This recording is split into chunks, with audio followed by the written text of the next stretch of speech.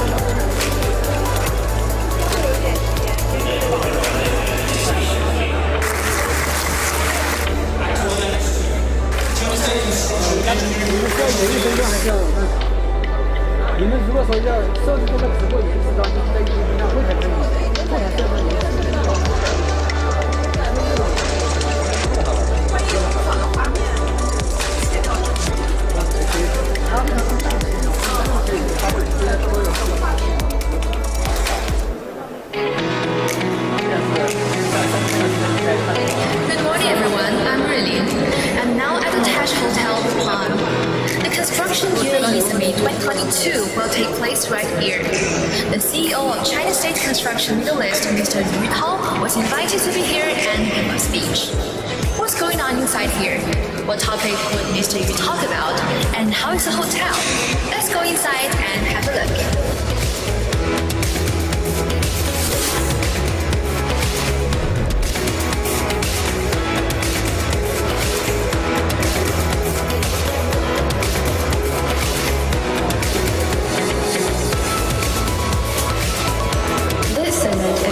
By Construction Week, the largest construction portal in the Middle East. The theme of this year's summit is sustainability, aiming to provide critical insight into the impact of industry trends and highlights the industry's journey towards a zero-net world. In the panel discussion, Mr. Yu said, we need to change our mindset to cope with shared challenges and embrace a sustainable future. What Mr. Yu has mentioned about sustainability is very insightful. You know what? This Taj Hotel is constructed by China State Construction Middle East as well. And the concept of green construction is integrated into the whole process. The Taj is a 5-star hotel completed on the 1st of November 2021. The project of this hotel has achieved several safety awards and was highly recognized by the client and the engineer. The success of the project demonstrates the quality performance of China State Construction Middle East. Quite a challenging project because it's falling in the Palm Island, and we know Palm Island is a artificial island, and it has this kind of a beach view from both sides. There is a lot of items has to be taken care during the design and even the early stage of coordination in order to touch the ground softly, not to harm the environment. In the construction stage, there was a lot of measures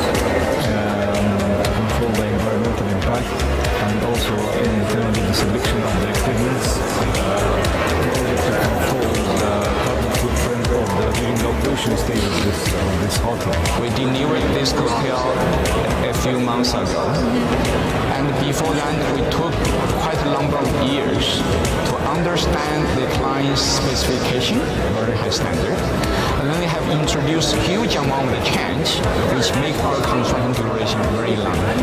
So to accommodate all of this, we feel it's a huge challenge. But at the end of the day, when you look at the result, I do feel excited.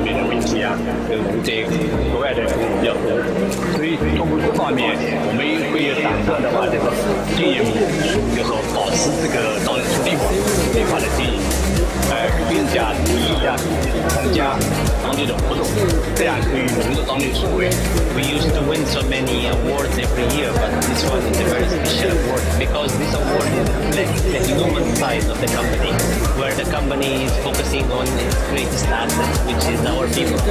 Cleaning the trees, growing the beaches, planting up trees, cleaning and maintaining the area. This was all initiatives we made in last year. We also made many important initiatives in restricting the carbon emission by following the proper text of our plant and equipment operating in the area.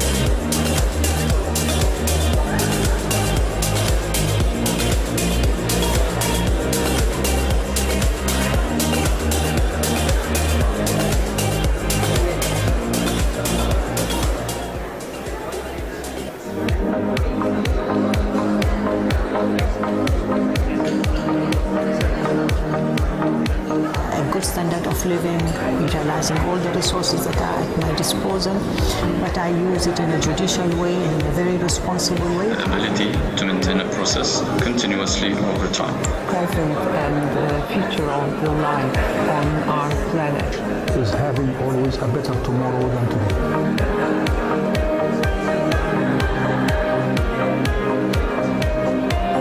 Environmental, ensuring that we reduce our carbon emissions as much as possible. Our limited resources to the minimum makes the best out of what resources we have. Renewable resources and less reliance on non-renewable resources.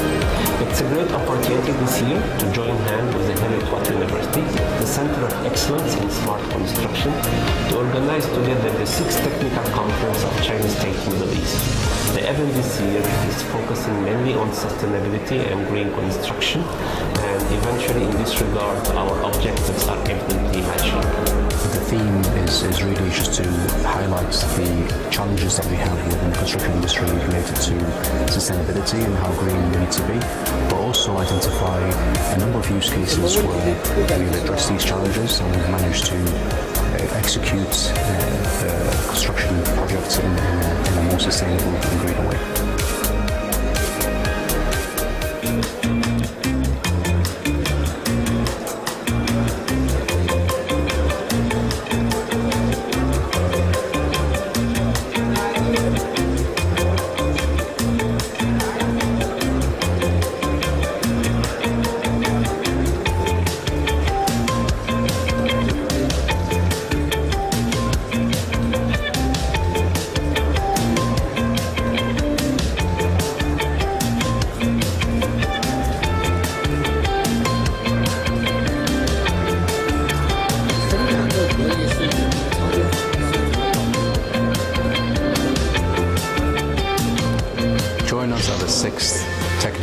difference for our greener and more sustainable built environment.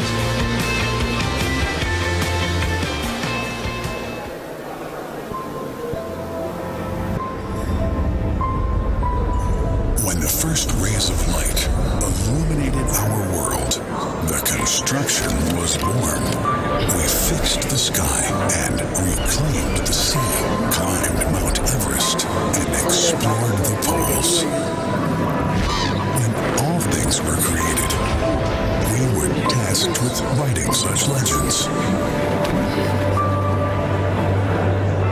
Our buildings now stand like mountains. Roads and bridges are as vast as the seas. These horizontal and vertical strokes connect all places, even heaven and earth. Between these connections, the words original inspiration are written. Mankind has built this world, and our architecture shines. Our constructions now match the stars.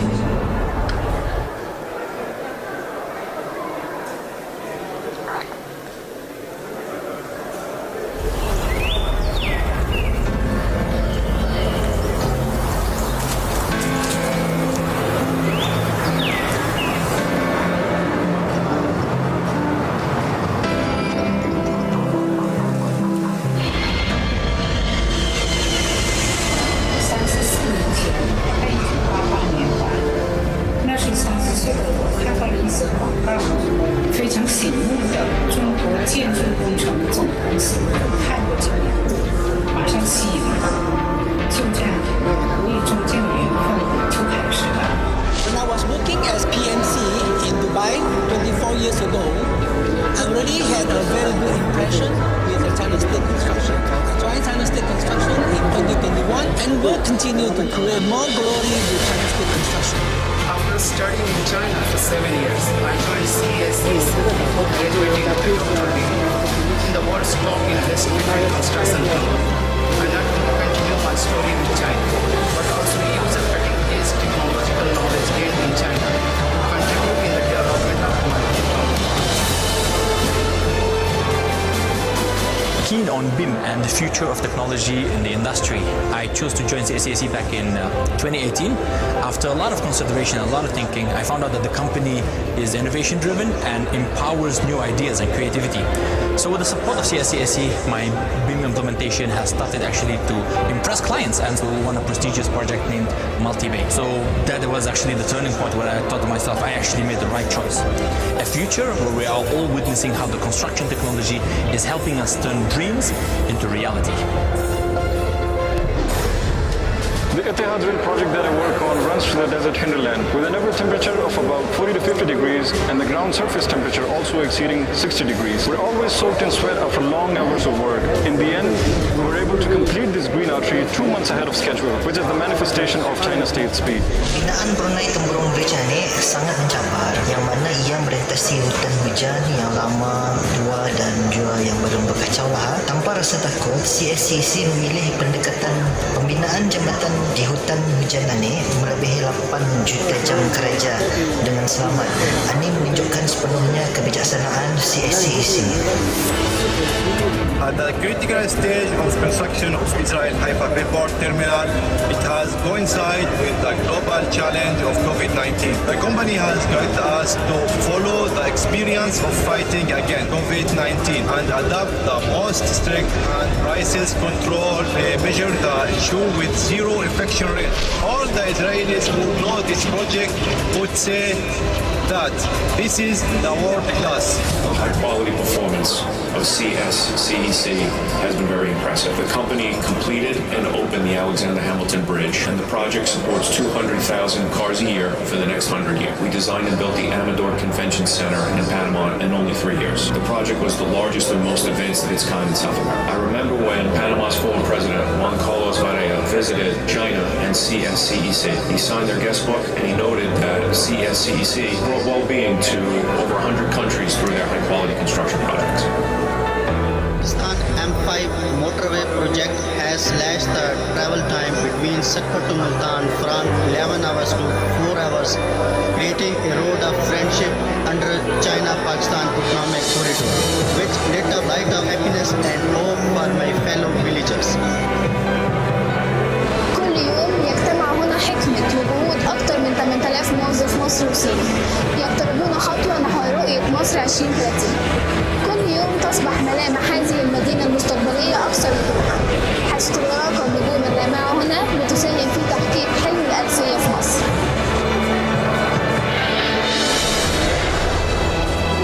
The happiness that I have witnessed is helping more than 3,000 local children receive education.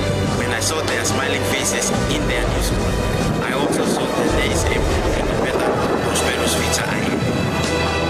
I found happiness when installing animal grids and protective net for animals, leaving them a safe passage away from the construction zones. China State is pursuing a common future, not only for humans, but for animals and all life. 3、4年来，我每天都在见证幸福。我在业主和合作伙伴的赞扬肯定中看到了幸福。我在和谐有爱的同事间看见了幸福。我为能找到施展自己所长的平台感到幸福。Congratulations, CSCEC, on your 40th anniversary. This Hello, 大家好。Salut, the CSCEC allows people to in terms of learning and 那个电流声像是每个声卡可以解那个电流声问题。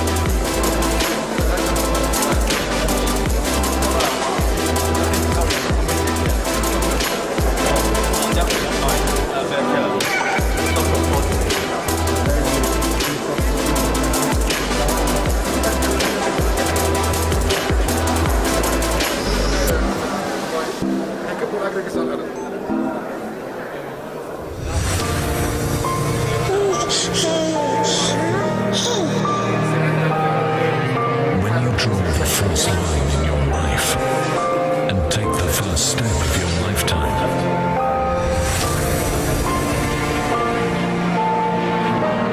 and when you come across someone and undergo something around you, you might not be aware that at every moment of your long time, CSCEC, with its figure, keeps you accompanied all the time, just like a friend or relative.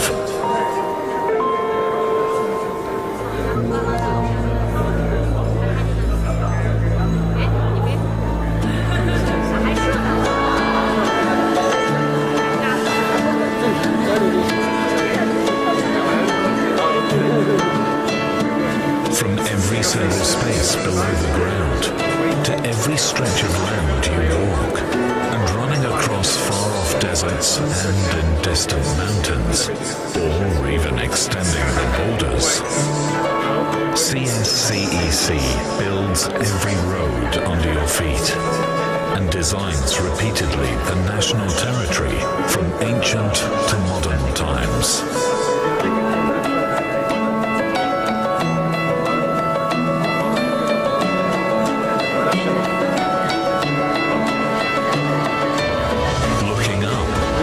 See the height we constantly dream to break through. It is the great ambition in a city. There, in each city, stand our masterpieces,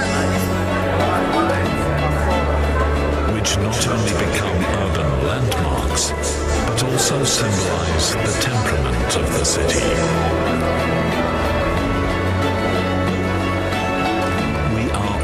The one, sharing every happy moment of your life. When you wish to return to nature, we are always ready to provide you with the most beautiful sceneries. Whenever you think of home, come to us, a habitat you can live in. Whatever life you choose, or wherever you want to go, CSCEC is always on your side as a true friend.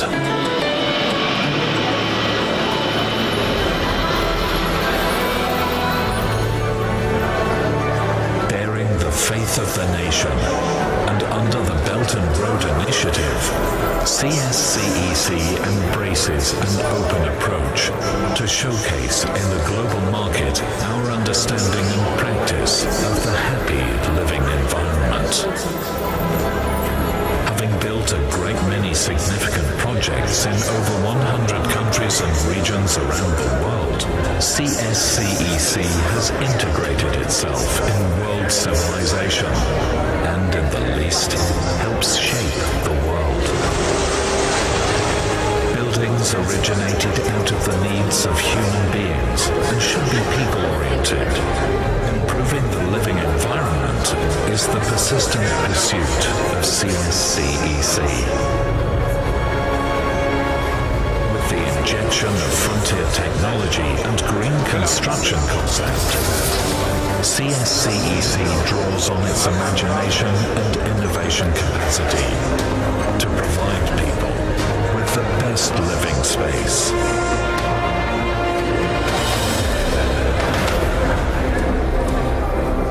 CSCEC has entered into global capital market by virtue of its super strength. An investment and construction group with the most internationally competitive power is increasingly expanding the happy living environment for the people and the nation.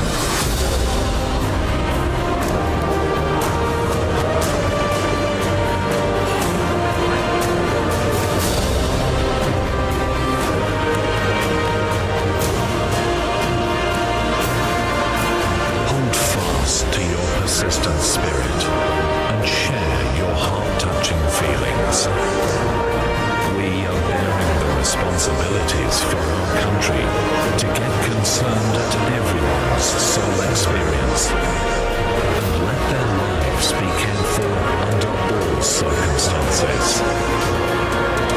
CSCEC. We will always give you the power, travel with you, and be with you.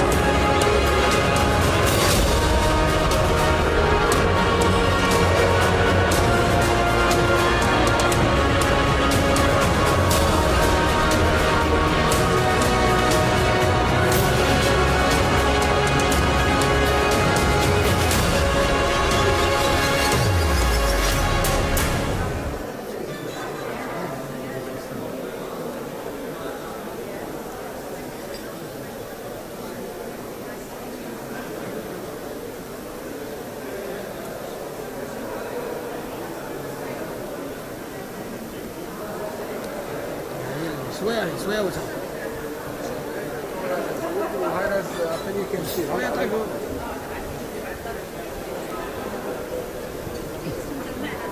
我觉得主机位的话，基本上就不用，因为它有摇臂，主要是体现关系，因为主要是跟了它领点上边，然后你就那儿，你就站到这儿。主机位我这个侧机，因为它屏幕特别小，如果拍大景感觉不好看。他领导一上台就用我这个，反正你就负责跟领导然后哪些鼓掌，那这个呢？你是最好站这儿，站到那里。你在那里舞动啊？那儿啊？那领导一般都是前几桌啊。对啊。领导在前面，他别人上去，跟他就行了。我也知道。关键是他还要后期还做片子，在全场是得拍的。还做片子，他后期要做吗？对，我问谁过了。他如果不做的话，我就直接搞个3个月交代你。我问谁过了。Good afternoon, ladies and gentlemen. Would you mind to take your seat, please?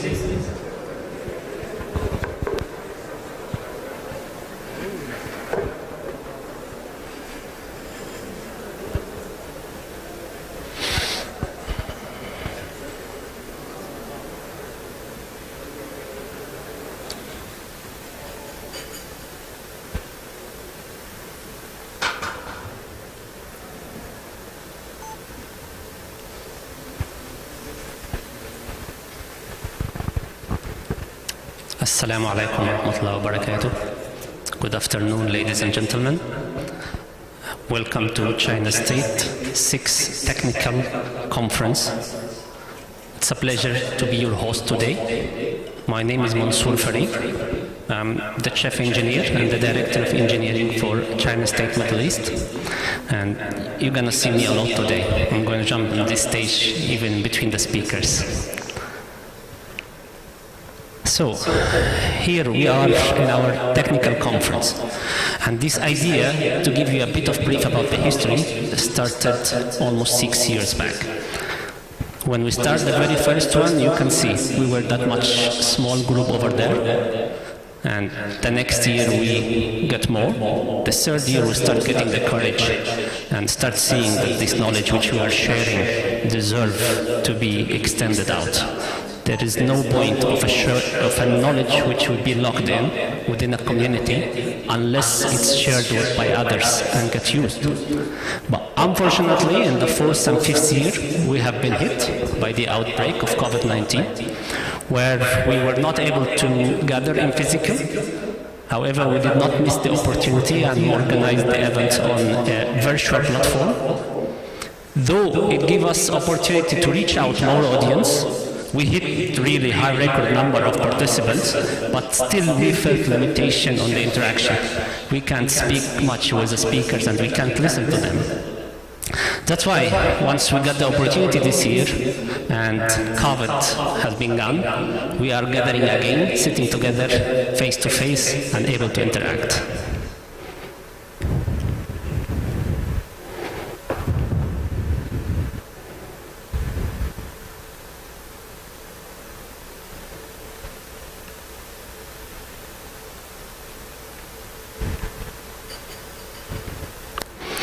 This year, for the very first time, we are co-hosting the event with the Center of Excellence in Smart Construction, along with part of the Heriot-Watt University. And we were in an earlier discussion about common collaboration between two parties, and the idea of hosting this event jointly just popped up. And the reason behind that is the topic. The topic really has a great match in terms of objective between us and between the university. In the last year, where we had discussed in our 5th conference, we were talking about innovation in construction, and we have identified 4 pillars for innovation in construction. First one is the green construction. Second one is automation. Third one is digital construction. And fourth one is the off-site fabrication. And then we believe that each of these topics deserve to have its own conference, because those topics are big and innovation will not happen by joining them together. We need to pay attention for everyone separately. Then we decide to take those 4 topics, subject and themes, for the upcoming conference in the next years. Starting from 2022, we'll have the green construction, and for the upcoming 3 years, we'll have each of those topics to be followed. But why we choose that green construction to be the very first topic? One of the great reasons we have is the concurrency and timing of the event between what we are arranging now and the COP27 happening now in Sharm el-Sheikh in Egypt, and also in line with the COP28, which will be hosted next year here in Dubai, in the Expo City. And aligning ourselves with this great event is giving a great match. However, this is not the primary reason. The primary reason is simple. If we have multiple options to choose in between, sustainability has to come first. Green construction needs to be the very first option to pick up. And that's why we choose this topic for this year. And we start collecting ideas from the market experts to put together, to learn from each other. Eventually, since this event is happening along with COP28, I was scrolling over my Twitter, which eventually is still free, hopefully. And I saw this quote from this gentleman, Mr. Antonio Guterres, the United Nations Secretary General, where he said that we are on a highway to climate hell with our foot on accelerator.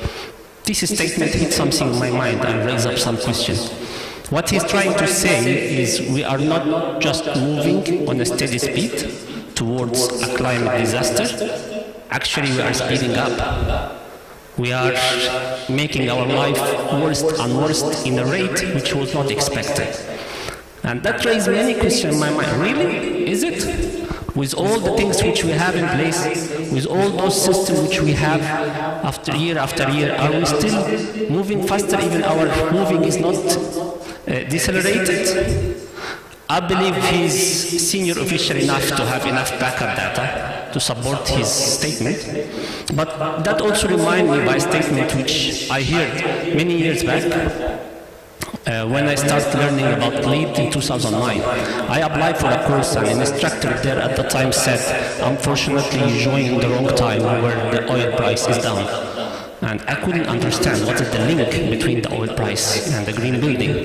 Until later on in the upcoming years, I started understanding that voices calling for a green building getting sore when the oil price soar, and getting calm and smooth when the oil price getting down. And that also was one of the reasons why some of those systems, when go to other regions, is not going to work, and they need to modify the system to concern with some of the geographic requirement for a specific region. For example, they don't have a problem with the energy, they might have a problem with the water, then they need to change the credit score. Go somewhere else and they have some other requirements and they need to invent a new system. That's not wrong from my opinion in order to tackle a local problem, but in reality it puts some other factors in the equation which sometimes hiding the main objective behind, which is our life, preserving our life. And that's why we can see these systems are conflicting sometimes. And when political and economical play a role, sometimes the common good is getting disappeared. That's why, in order to reach that stage, what we need here is to think about two ways. One way is the short term, which is through regulation, standard, agreement, raising funds. Thanks for world leaders, they are sitting together and doing that now.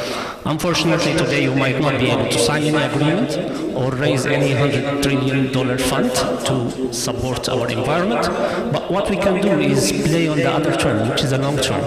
The long term is on changing individual behavior, changing the mindset of the human being, making him self-protecting for his own environment, for his own sake. This is here what this conference is calling for, raising awareness, raising knowledge, and aligning ourselves with what will protect us, not protect someone else. It's everyone just look for himself and protect his own family. This is the objective which we have at the end. That's why in today's event we bring to you a very nice selection of market specialist and market leader, who is a good mix between academic professors and industry leaders. They will share their knowledge with us, and hopefully along with the discussion and interaction which we could have with them, we can leave the venue today with something in the mind. Thank you very much for listening, and thank you for being with us today. Welcome on board, and that is the starting session we have. I would just invite Dr. Anas for his opening session as well from the Center of Excellence.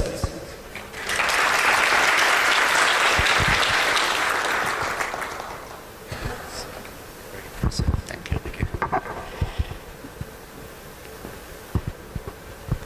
Hi everyone. Thank you, Engineer Mansour. As mentioned, the conference today is mainly focused on sustainability, which is becoming increasingly important, which is good news. Just want to make sure that. Just to follow on what Engineer Mansour have touched on.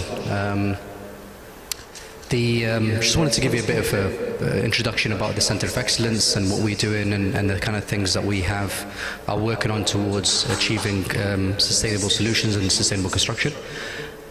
I'm not sure if it's... but I wouldn't dwell too much on this, because I have a few colleagues that are touching on some of the things that we are working on that hopefully would impact the construction industry. So the Center of Excellence in Smart Construction was really established to bridge the gap between industry but also academia and the government.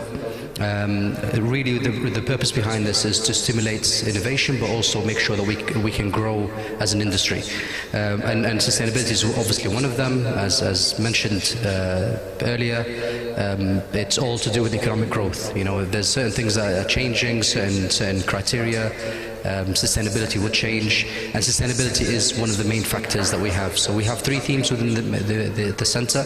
Productivity and performance is one theme that we've been looking at and focusing on. How can we, as a construction industry, be more productive and have a better performance? Sustainability, as I said, has been the heart of this, but also looking at well-being as well. So you can't really have sustainability without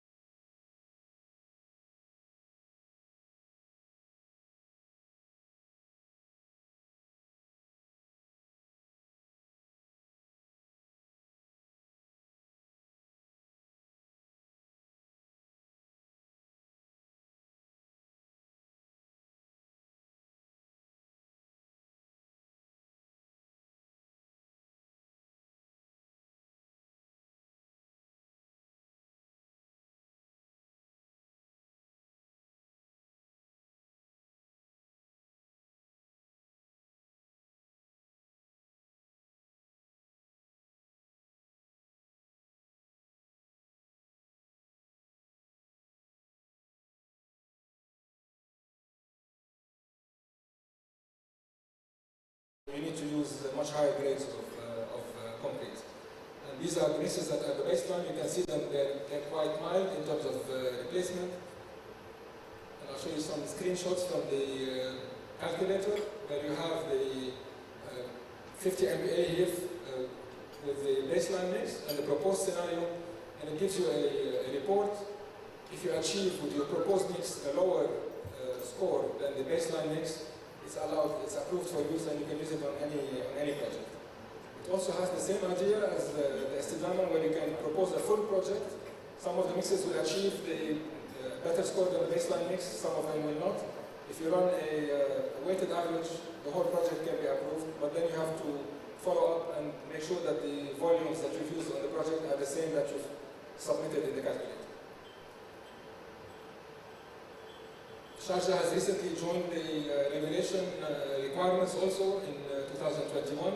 Still a basic requirement on 2 tables, where you have to use mixes according to these combinations for any project that is funded by Sharjah municipality or Sharjah government. And when it comes to industrial structures, just for the substructures, you have also a requirement for minimum cement content and cement replacement. I'll take you now to a case study that was constructed 15 years ago, before any of these requirements came into force, to show you what we can do without regulation and with regulation.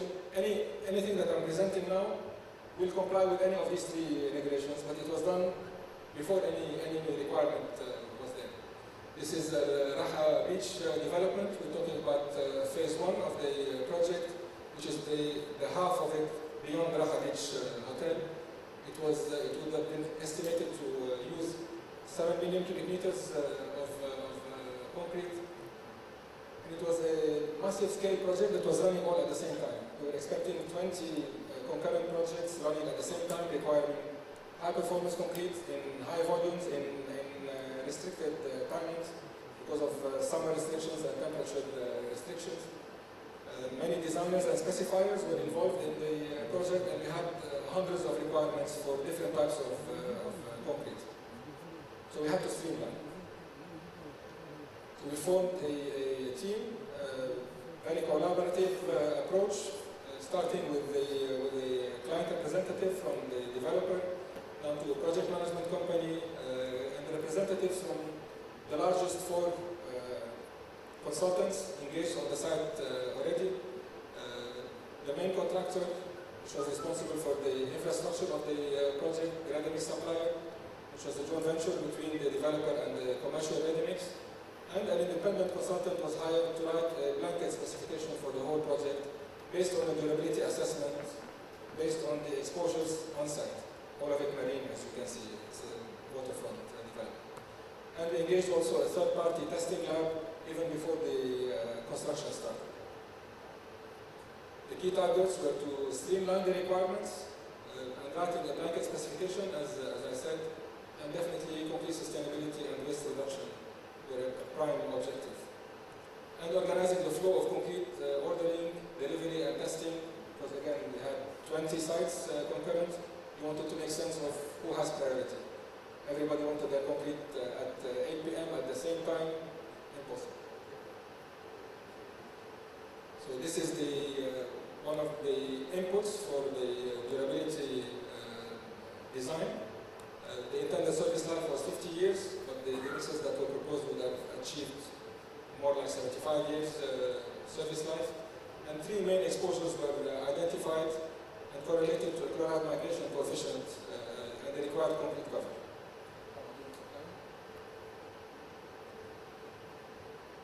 We have a submerged zone and a splash tidal zone, which is a cyclical wet and dry system, and the atmospheric zone. And from that exposure, we created a strength durability performance model which restricted the concrete grades to be used on site from 20 to 80 MPa, no 32, 45, only these mixes would be specified and approved and put back into requirements from the consultants for all new projects to be designed on the site. And we had a correlation between exposure and strength. So if you want a 60 MPa mix, for example, with a normal exposure, it automatically jumps to a moderate exposure because of the ingredients that went into the concrete mix, or maybe the water cement ratio. From that table, we created a total of 32 concrete mixes, and they became the main concrete performance document that was used by all the designers on the project. For durability and sustainability approach, almost all of the mixes, or maybe one or two, had cement replacements. At the time we used slab because it was the most widely available material here. And we streamlined the supplies. I'll show you an example of how we did that. And in the end, we went back and looked at the volumes used, and 6 of the 32 mixes supplied 80% of the concrete volume, and then supplied 90% of the concrete volume. I think we could have lived with 10 or 12 mixes to supply the whole project. I'll show you the ordering system. We put a bonus system in place. One of the 20 contractors ordered concrete. If they took the concrete at the volume that they required and the time they required, they got put ahead for next year, for next week's orders. They got bumped up the priority matrix. To give you an idea about what was achieved on that project, over 3 years we supplied 2 million cubic meters of concrete. That was before the financial crisis stopped the supply, with an average cement content of 420 kilos of cement per cubic meter of concrete. If we supply this concrete with Portland cement alone, its carbon footprint would be 418 kilos per cubic meter. On average, we had 50% slag replacement in our mixes, which brought down this carbon footprint to 49 kilos per cubic meter, so saving 169 kilos per cubic meter. Over 2 million cubic meters, this is 340,000 tons of CO2 not emitted. Again, also we reduced our waste by 1%. That's another 20,000 cubic meters of concrete that were not produced. Also another 3,400 tons of CO2. So a total savings of 340,000 tons of CO2 by applying very simple methods of Portland cement replacement and streamlining of supplies. And this is equivalent to removing 73,000 cars from the road for a whole year. To end with some nice pictures, these are the 2 main batching plants that supply the project. There were plants on site. This is Alganda, headquarters, and Jumeirah and Zena, all supplied within these 3 years. Thank you very much. Thank you. Before we leave the stage, let me ask if there is any question from the floor to Mr. Fuad. Yeah.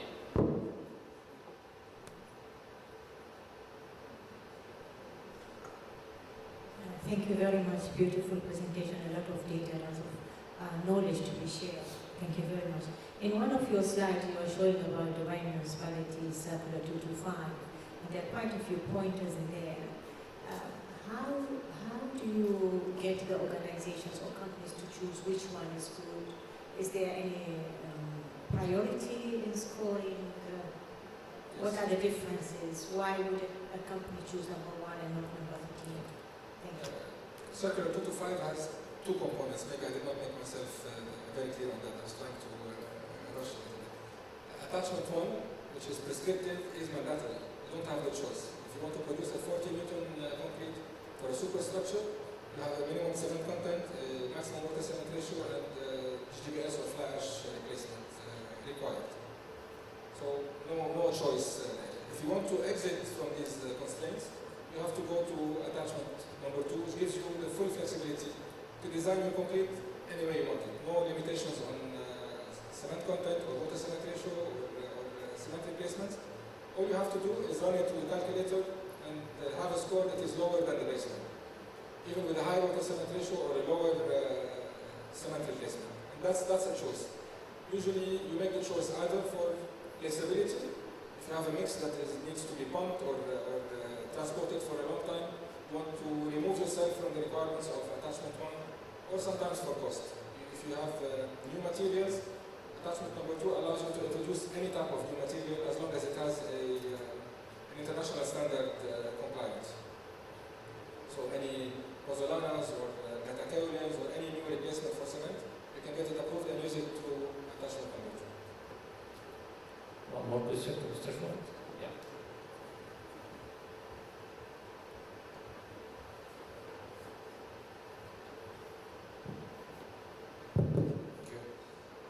My name is Abdurrahman. I'm working as a senior technical sales engineer in Ready-Mix Gulf, which is a member of Olsen Group, previously known as Lafarge. Maybe you can relate to that. So my question, actually 2 questions. The first one is when you mentioned the Raha project, you said we could have ended up with less number of mixes. And this is actually, I think, a problem we are facing in UAE, that depending on the project specifications, there are a couple of mixes that could, as a ready-mix supplier, we can have hundreds of mixes. So do you think, is there a way that we can base the specification of the requirement depending on the durability and the property of the mix, rather than each project can have its own specifications, whether the microcircular, GBS, or whatever. For example, we can have C60, C50, and it's a standard mix. Do you think this is feasible? And the second question is, when it comes to designing, also sometimes we over-design, adding more cement than required just for the sake of having a safety margin in the design. So from your experience also, is there a solution for that?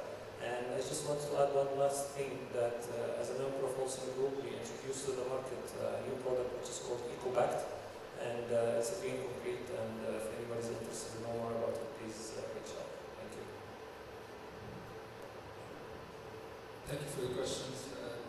The answer to both of your questions is in new regulation or new approach by local regulators, be it Dubai municipality or others around.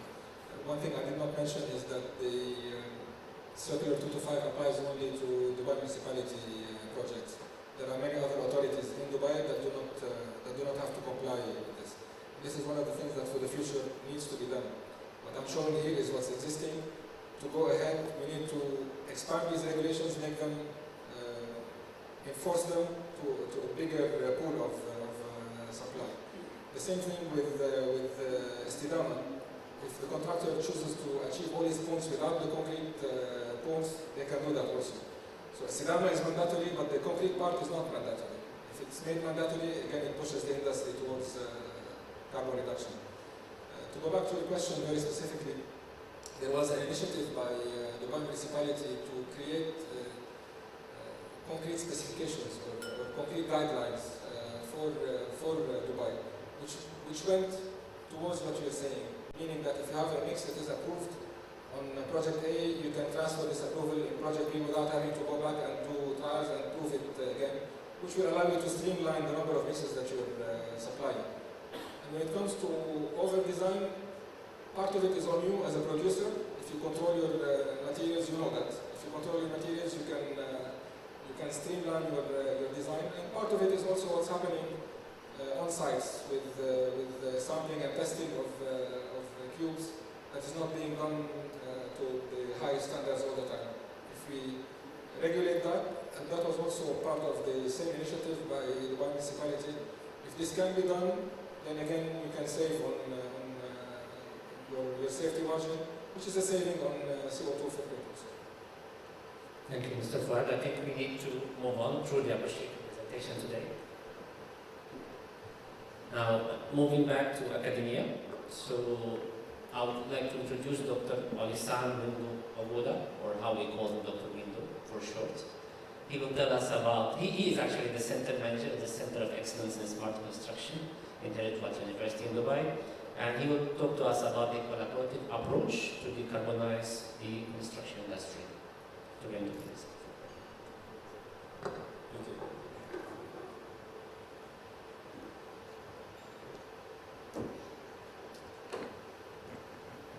Hi everyone. I think before I start, the focus is actually on the cement industry. I think decarbonizing the whole industry will be a lot more challenging. Okay, Mansour has introduced who I am. I haven't got as much complete experience as Fuad.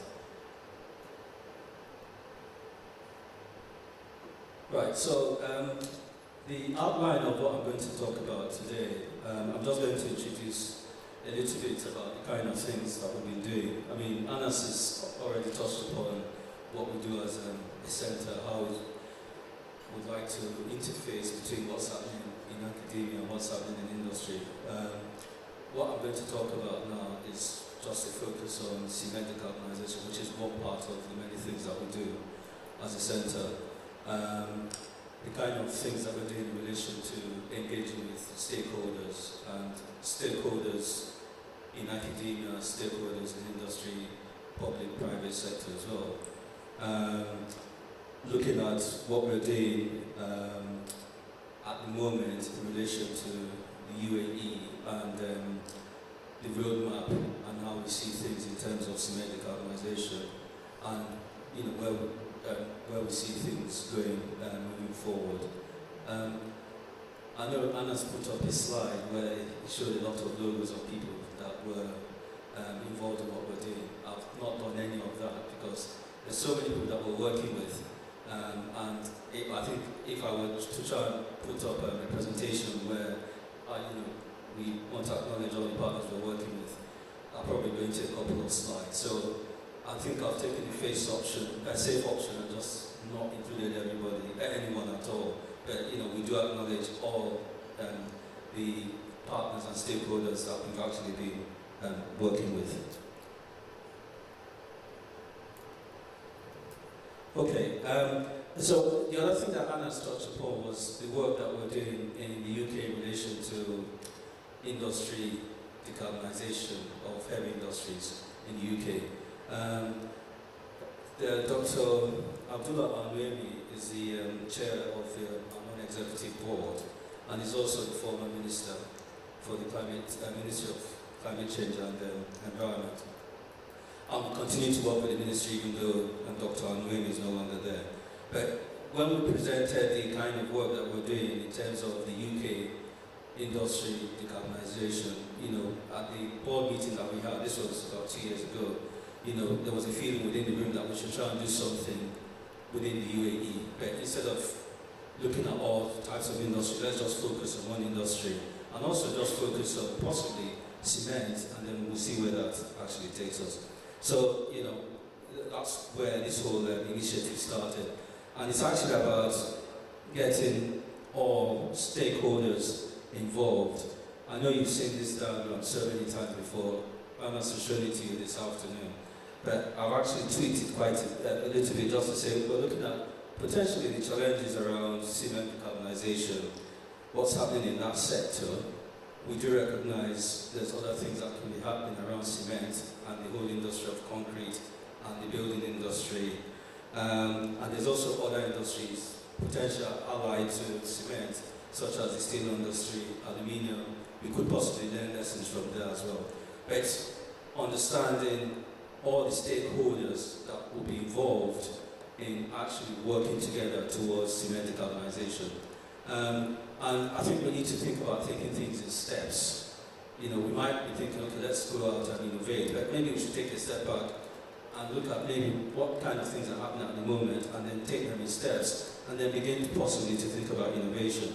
But it's all about getting the relevant stakeholders together.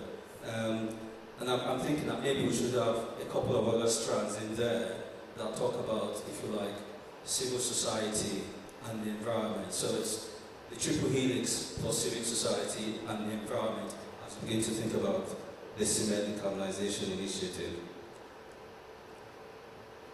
Okay, I think we're all familiar with the kind of things that drive us in terms of what's happening. So I'm kind of looking at things from a global perspective. We can't, I think we do acknowledge that we can't save the world. We probably will take many steps towards trying to achieve that. So there's things that are happening in terms of the United Nations Sustainable Development Goals, the SDGs. So we've got things that relate to clean and affordable energy, industry innovation, and climate action. We've got the Paris Agreement, we've got the COPs, the ones that happened last year. Fuad touched upon COP that's happening now, and we've got COP happening in the UAE.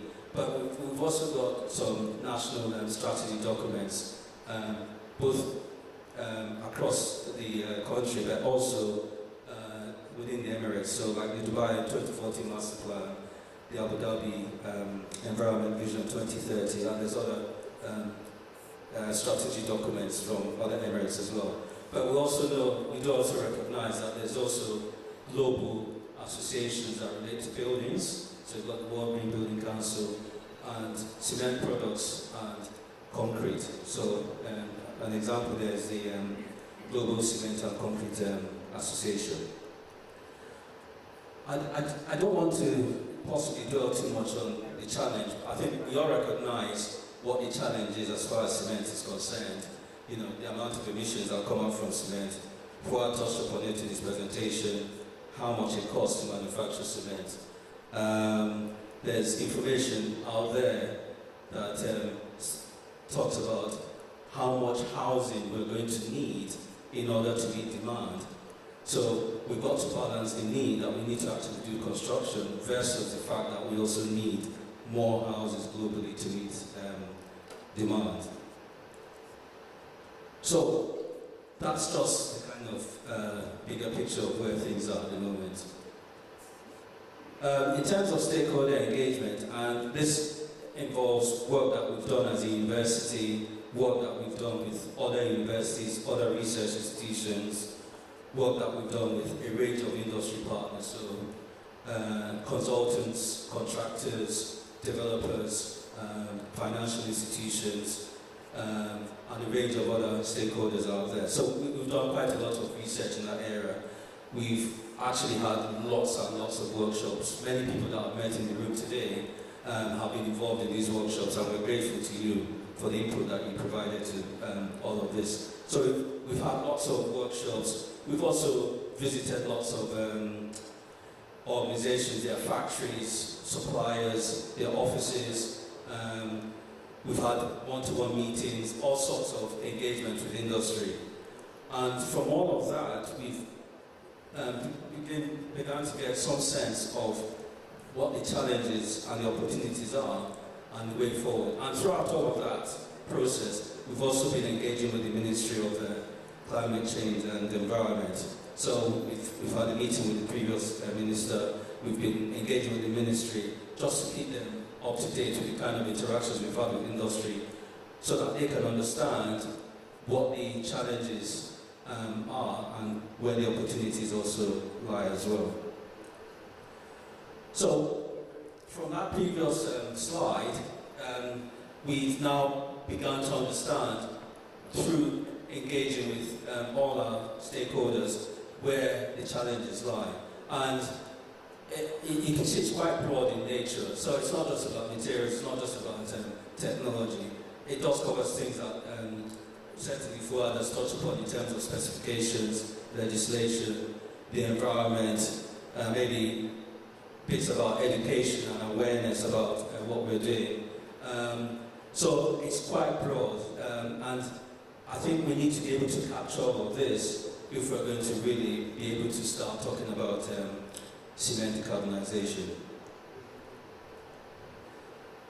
So where do we see the opportunities? So the opportunities lie in us trying to work more collaboratively as stakeholders, trying to understand where the opportunities for research and innovation are and how we can marry that together and make sure that we actually engage all stakeholders and align what we're trying to do with potential positive impacts that they will have on all the stakeholders. So that's kind of where we've understood that things are heading. So from all of that, we've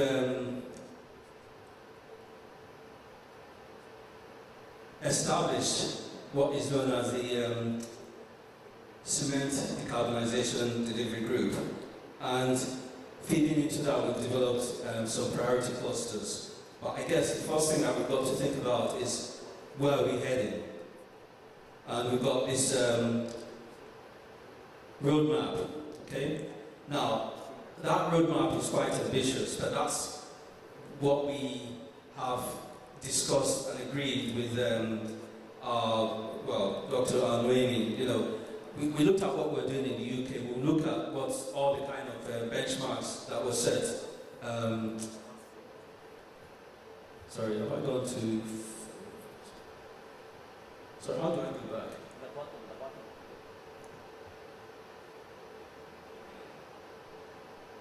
Right, yeah, sorry. So we like to be as ambitious as we can. I know everyone talks 2050, but we thought, why don't we be ambitious? Let's set targets that are quite ambitious in terms of where we want to go with this initiative. So we'll start off by looking at establishing low carbon processes. So as you can see, we've got various milestones there every 5 years in terms of where we head, in terms of getting to a low carbon process, ultimately leading to a national net zero cement industry, okay? So that's where we are. We're moving slowly and hopefully surely in that direction.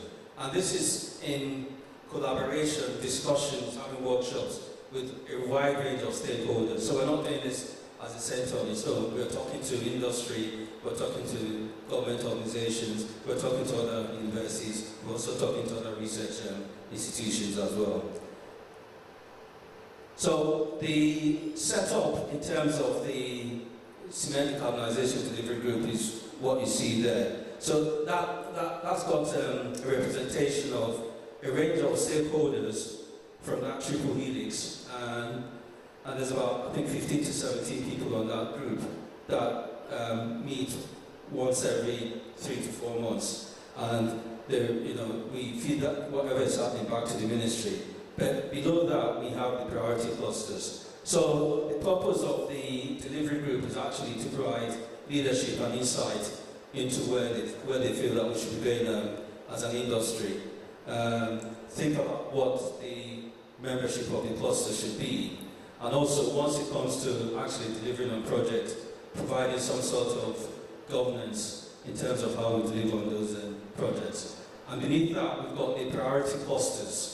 And as you can see, we've got 4 priority clusters. Now, these are the clusters which we've, if you like, identified from the challenges that we've had, that have been identified from our engagement and interaction with industry.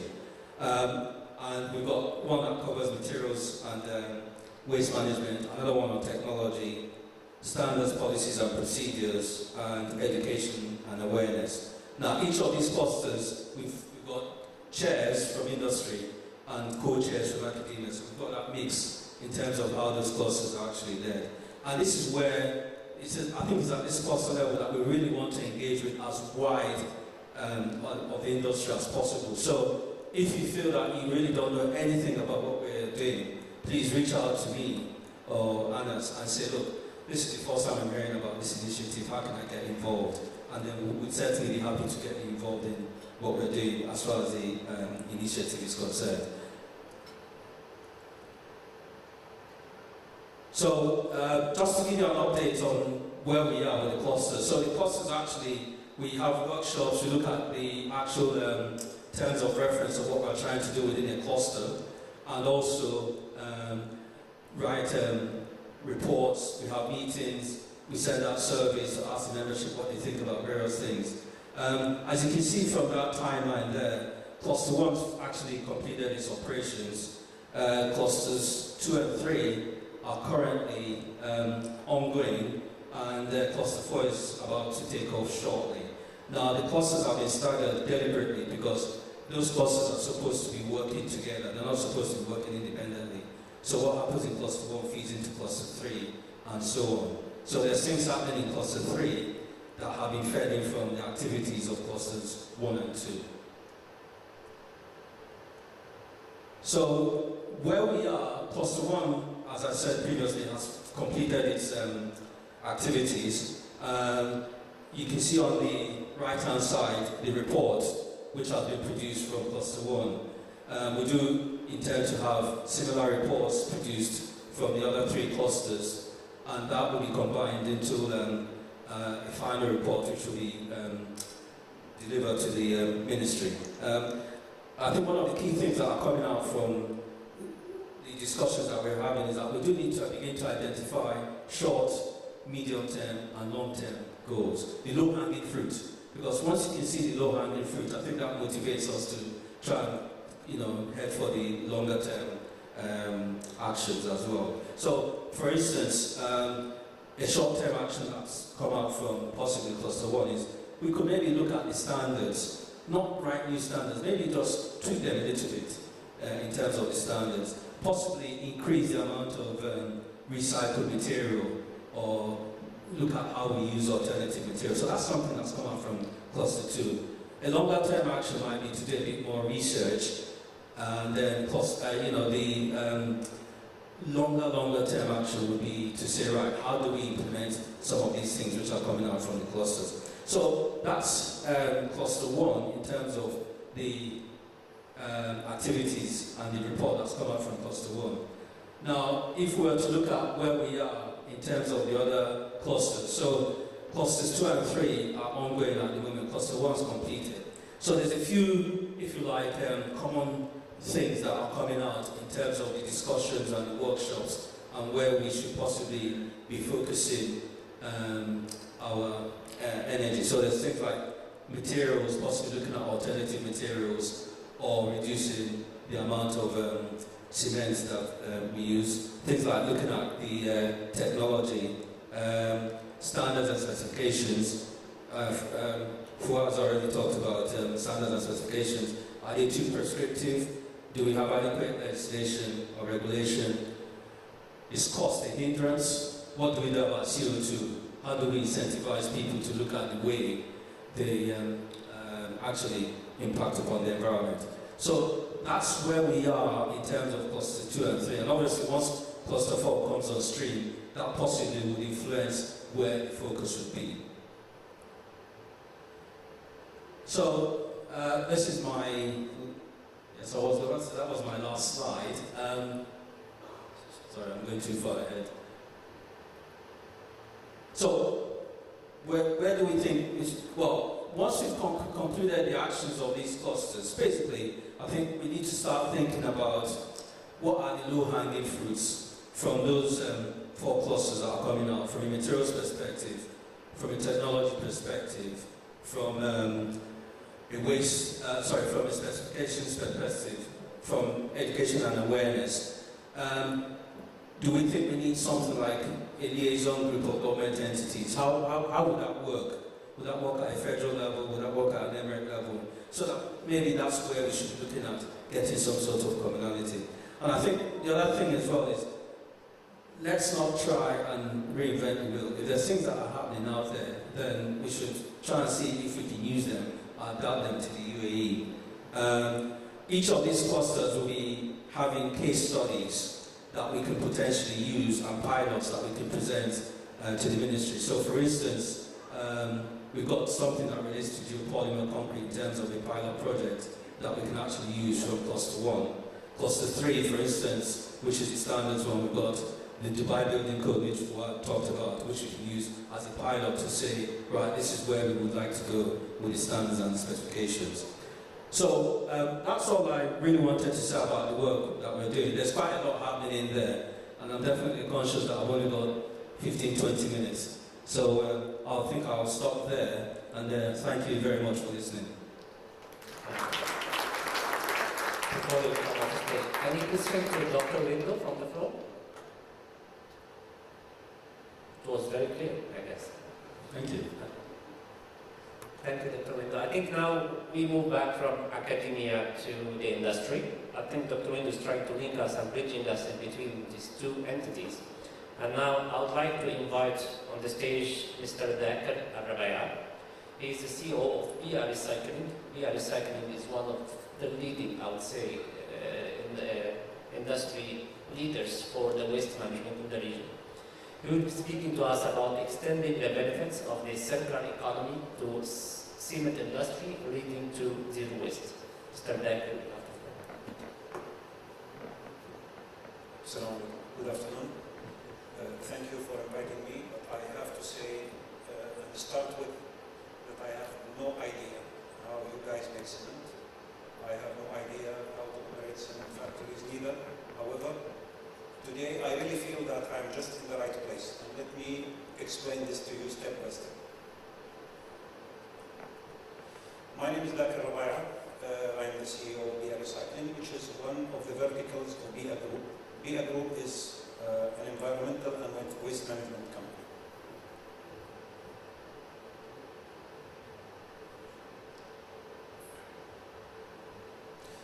I don't know how technology operates either. So.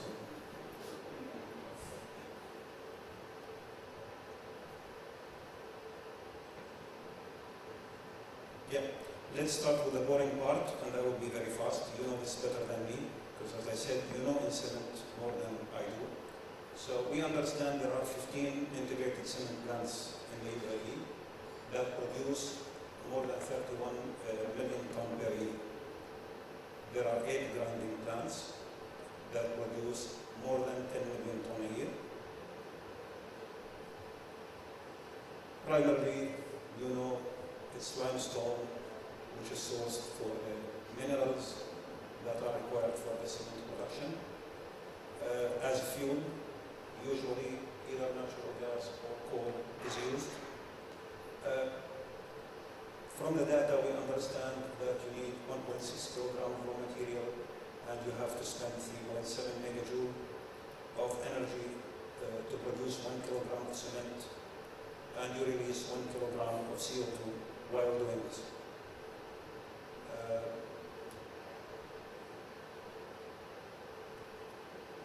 On the other hand, we will talk about waste, and later on we will link everything together.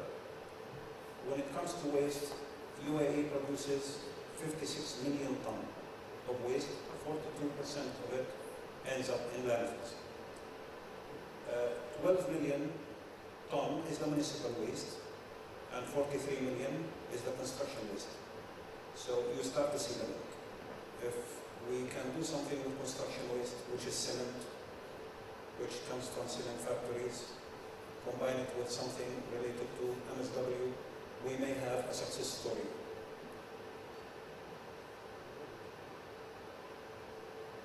How do we look at this from an environmental or waste management point of view? We need to produce less CO2. We will try to use less resources, and we need to eliminate landfills. We said that most of the waste is construction and demolition waste. If we manage to use that in the industry, that will be a benefit. We said that cement factories use coal, use natural gas. These are depleted resources, energy resources. It would be great if we could change that. We could also look at MSW to feed the cement factories as a source of power or energy. And then, from our point of view, we will be having circular economy.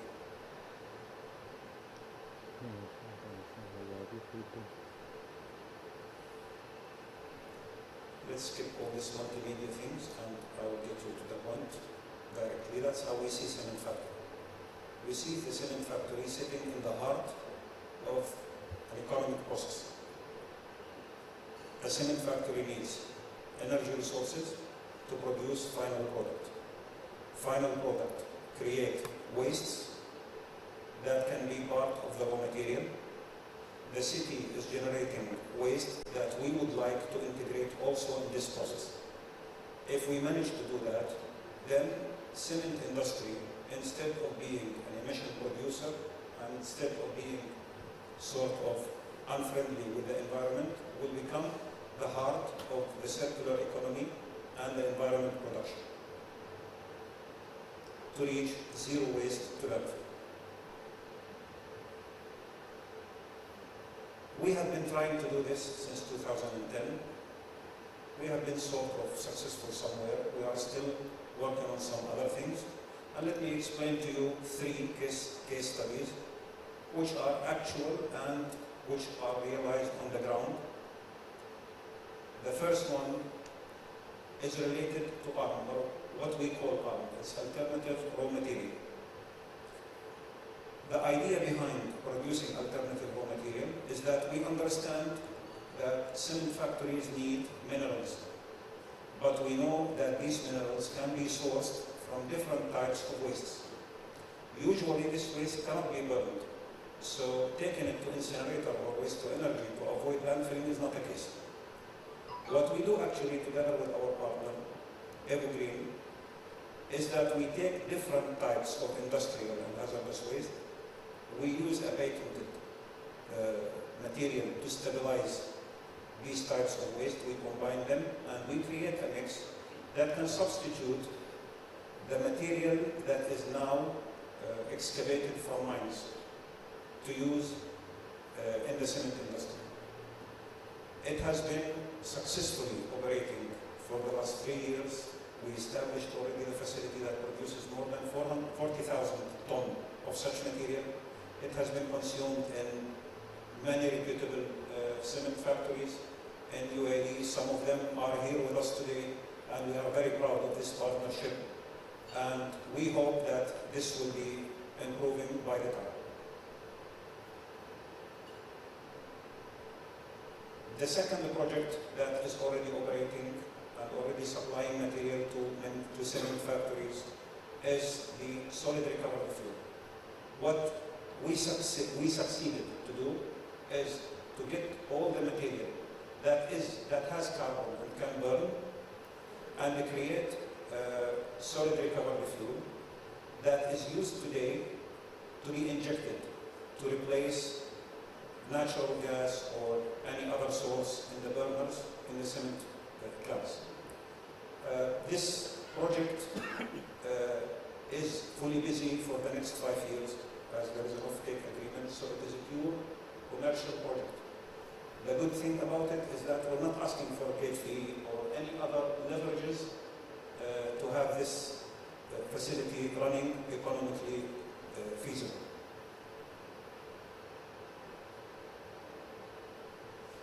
Again, it's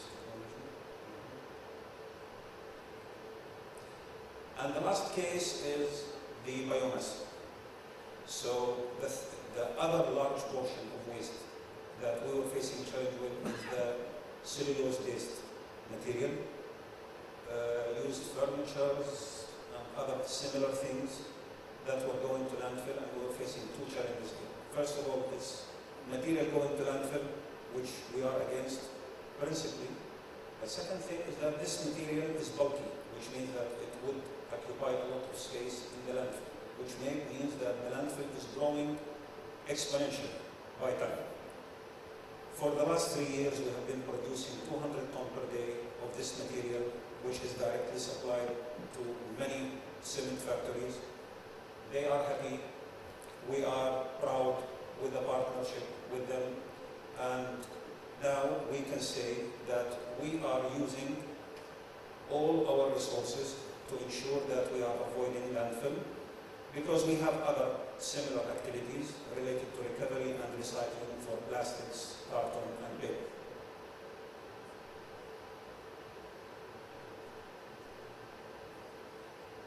Now, we said that was MSW, so that was municipal, let's say that was household and similar waste.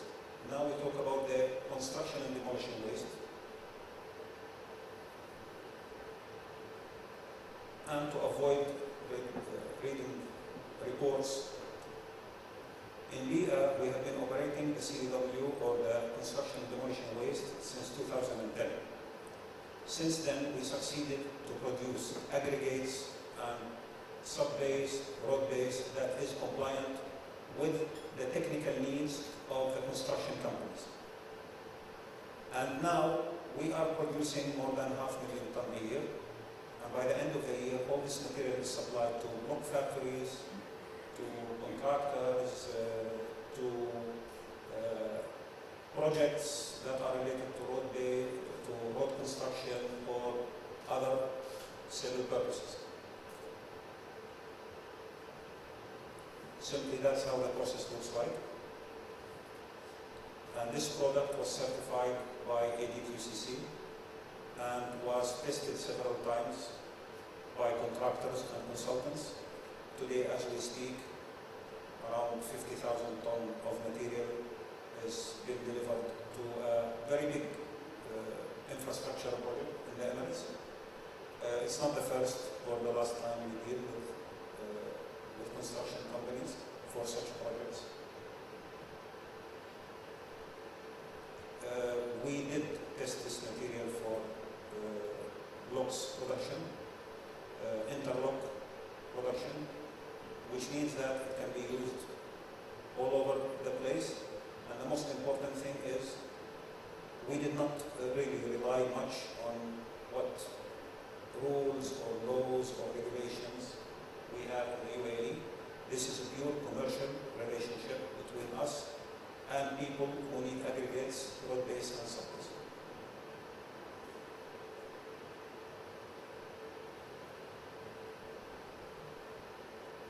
Doing that, we have noticed that our diversion rate has been going up since 2010, and by installing our waste-to-energy facility, we believe that by the beginning of next year, end of this year, we will not be in need to use landfill anymore. And as I said, biomass, SRF, and CDW are just part of a chain of other facilities which are located together in a 4 square kilometer area. We like to call it a waste management complex. You can imagine it as an industrial area that deals only with garbage. That's it. Thank you. Very interesting case study. Any question from the floor to Mr. Zakir, please? Yeah.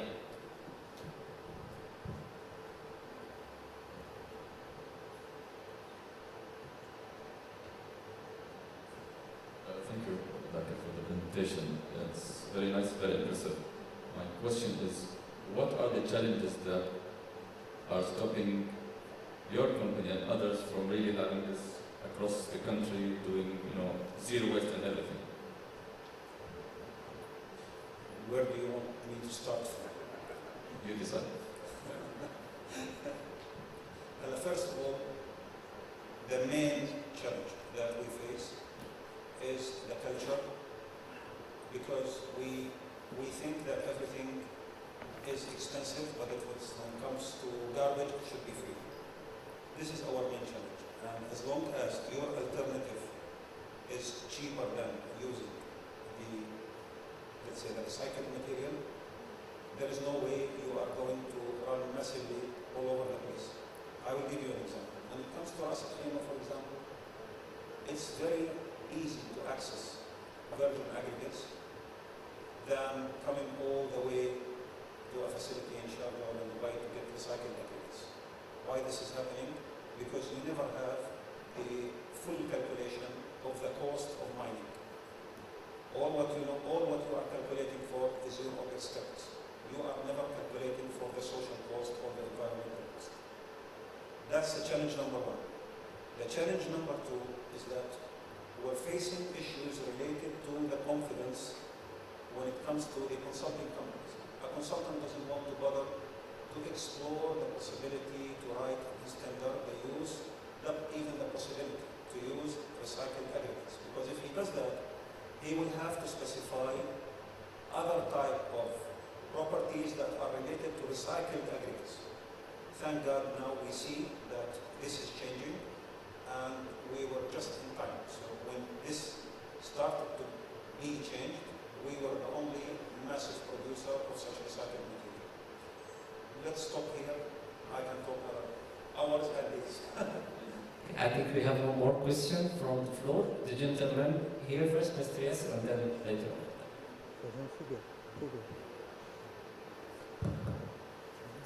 Thank you very much, Dr. Zakir. I think we met before in the in our workshops. And I think we discussed before the regulations about using recycled material in construction beyond the infrastructure. Have you got any chance to, I'm adding to one of your burdens that you want to stop, and I'm extending this. Have you got any chance to penetrate any kind of approval in using this material in real structural elements, especially the demolishing recycled material? Thank you for the question.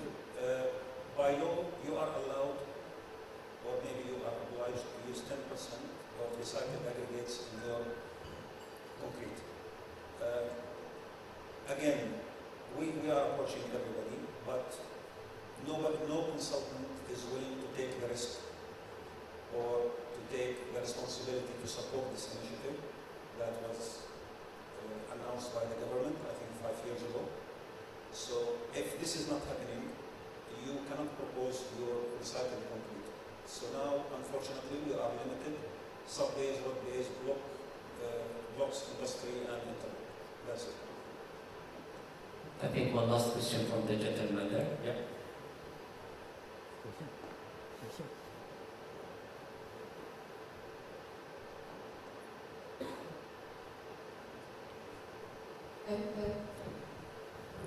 Hi, thank you for your presentation. Just a question about the last slide where you showed the waste diversion rates in Sharjah going up consistently. Curious to hear your thoughts. What do you think are the main drivers that the waste diversion in Sharjah has increased consistently over the years? So that's my first question. And I have a second question as well. The second question is about the waste energy plant that you mentioned is coming live in 2022 or early 23. What percentage of the municipal solid waste stream or construction demolition waste that is collected by VIA will be still recovered as material for recycling, for repurposing, versus going for the waste energy plant? Just if you have that information. Thank you. Okay, so the first question, why, if I understand correctly, why we can see this happening in Sharjah, we cannot see it happening in other places? And the answer here is simple. It's the public-private partnership. If you give waste management business to a private company, they will have one target, to make more money. If you give this business to municipality, they will produce more paper and protocols than garbage. But there will be no result. If you link this together, where private sector finds a way to make money, while municipality ensures that social responsibility, environment, diversion rates are embedded in the business plan, this is where you become successful. Is it my thought? No. It's His Highness, the ruler of Sharjah. He announced it in 2007, and he said, I don't need it to be done by private sector solely. I don't need it to be done by government. I don't need both to be there. And our vice chairman, the vice chairman of BIA Group is the head of municipality. The other vice chairman is BIA Group CEO. So from my perspective, I think this is the only reason. Because either you have solid and very strict rules and regulations, then you have to wait another 20 years. Or you have to make public-private partnership a very controlled business to ensure that you are having both results, the financial and the social. Your second question was related to waste to energy. Let me tell you that eventually a waste to energy facility will be the smallest in the UAE, because all what we are trying, all what we consume every year is 300,000 ton in our waste to energy plant, while we receive between 2.2 and 3 million ton a year. The rest is rerouted some other waste in the form of recyclables or something else. It is operational. It was commissioned, I think, 2 months ago, and it is operational as we speak. Wonderful. Thank you, Mr. Decker. Thanks a lot. Now, let's still within the industry, but let's look from a different perspective, and we target a very important link in this industry, which is the consultant and designer. Let me welcome on stage Mr. Nicholas Kargapolis. He is the Regional Market Solution Director and Regional Lead for Tunnels and Ground Engineering, Middle East from Jacobs. He will speak to us about 5 critical parameters for sustainable construction.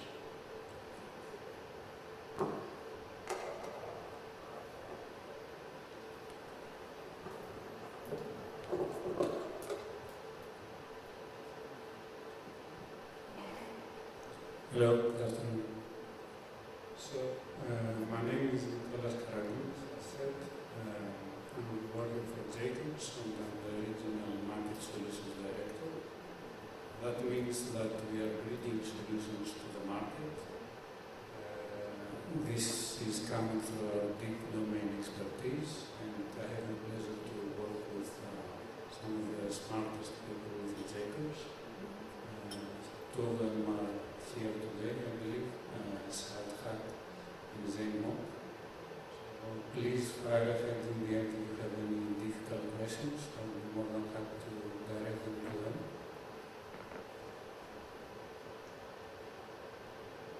So we're going to discuss today about 5 critical parameters for sustainable construction, and then we're going to discuss some challenges that we have in the industry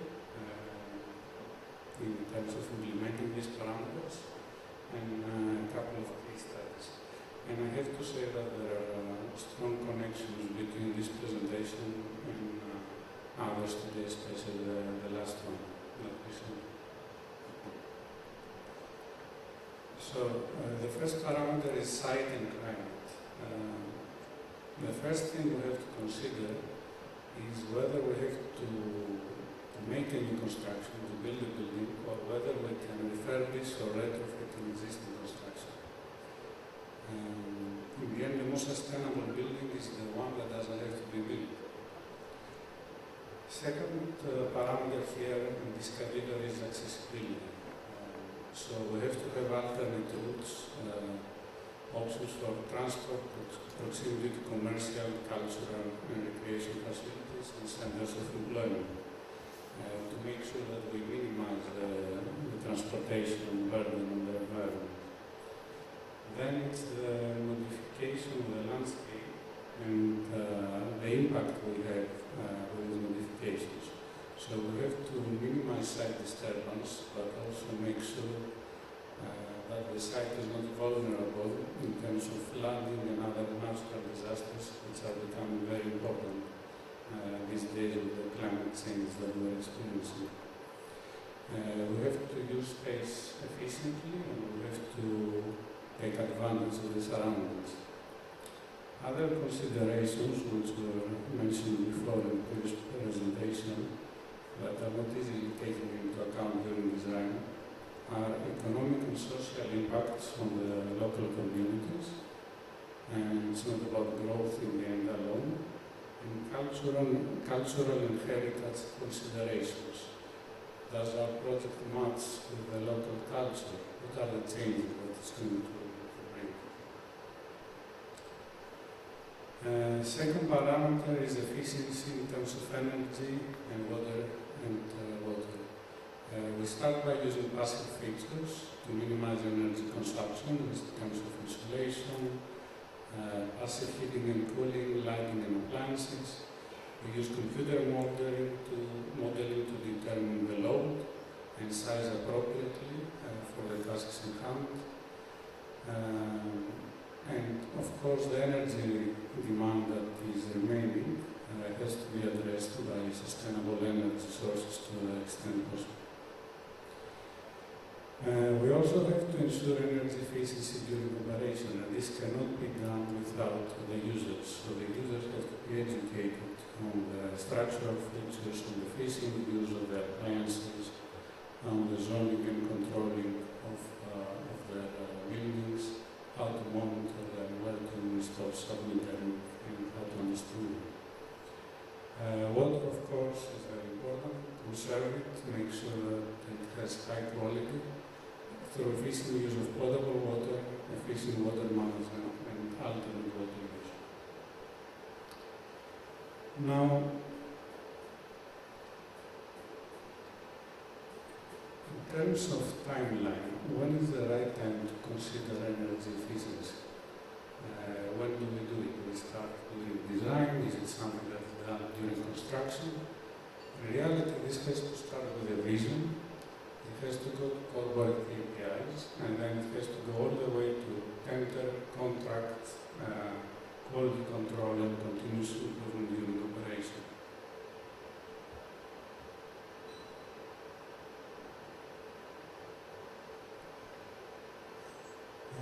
The next parameter is materials. In terms of materials, of course, embodied energy is very important. We have to start by minimizing the use of virgin materials in finishing.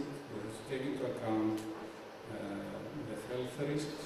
We have to use durable, local sourced and sustainable sourced materials, recycled and salvaged if we can, and as discussed today, alternatives to cement or steel or even bricks, as it was mentioned in the presentation by Dr. Roberts.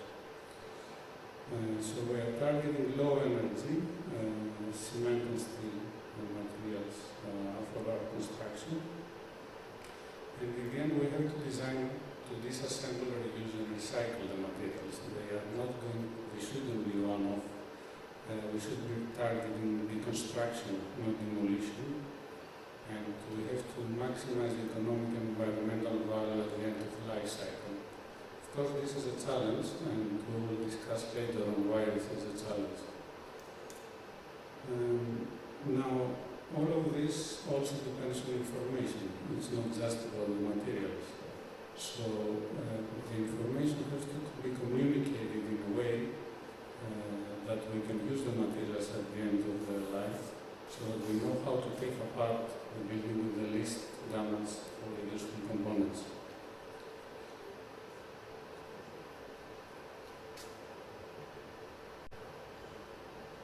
The fourth parameter is environmental loadings. So these are greenhouse emissions, other atmospheric emissions, solid waste during all the phases, which means construction, operation and demolition, liquid flows, on-site or off-site, physical impacts on surrounding buildings and properties, construction impact on site and the surrounding ecosystems and natural features.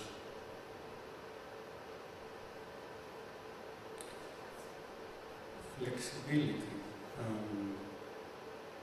Our surroundings change, our environment changes, the climate changes, the use of our buildings change with time. So the buildings have to be able to adapt to these changes. They have to be able to renew, and they have to be able to repurpose. At the same time, they have to be durable. They have to be resistant to natural disasters. We have to choose components with a long service life. All of these are considerations that touch CapEx and OpEx, and it's a medium to long-term focus, which is again a challenge when profit comes in the beginning for everything that we do. Now, the good news is that the government bodies and developers are realizing these issues. We have a number of international non-sustainability performance certifications that provide a quality control mechanism and bridges the local legislation with international standards. This compels construction contractors to deliver to international levels of performance. There are also homegrown tools based on international models that allow us to tailor to the local conditions and the environment. LEED is a standard that is widely recognized. Other standards as SQL and BREEAM also give the ability to provide bespoke criteria for the local context.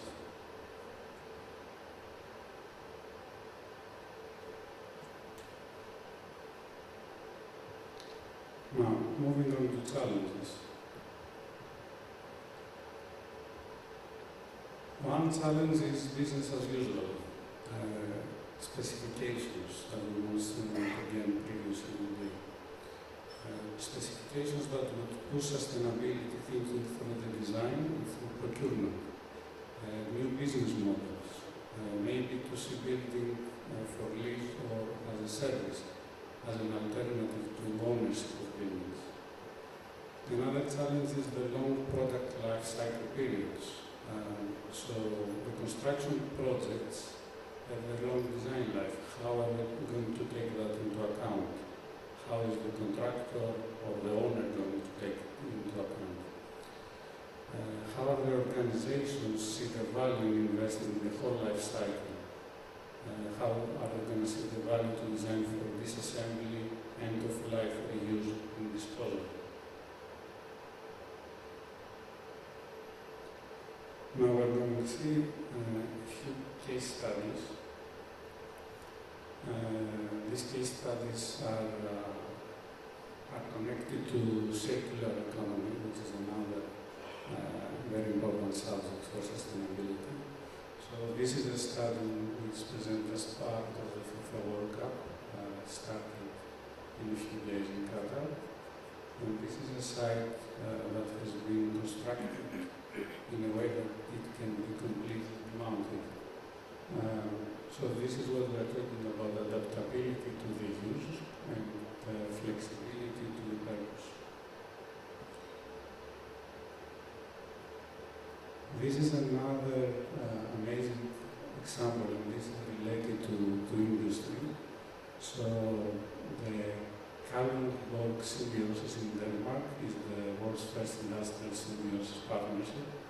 It has been running since 1972, and they have a circular approach to production in a way that the residue from one company becomes a resource for another company. This is benefiting both the environment and the economy. The symbiosis creates growth in the local area and supports the company and the climate change mitigation. That's it. Thank you very much. Thank you, Mr. Nicholas. Any question from the floor to Mr. Nicholas? Then it was so clear also. Thanks a lot. I think we hit very well for the very first half of the day, and we are moving very well in our timeline as well.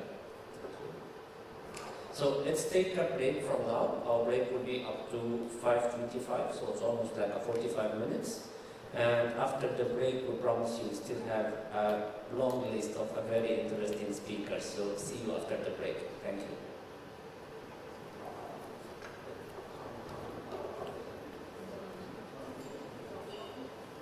安全年前，中国两个字最早出现在河中。却在1万年前水国王，却在千年的大陆上。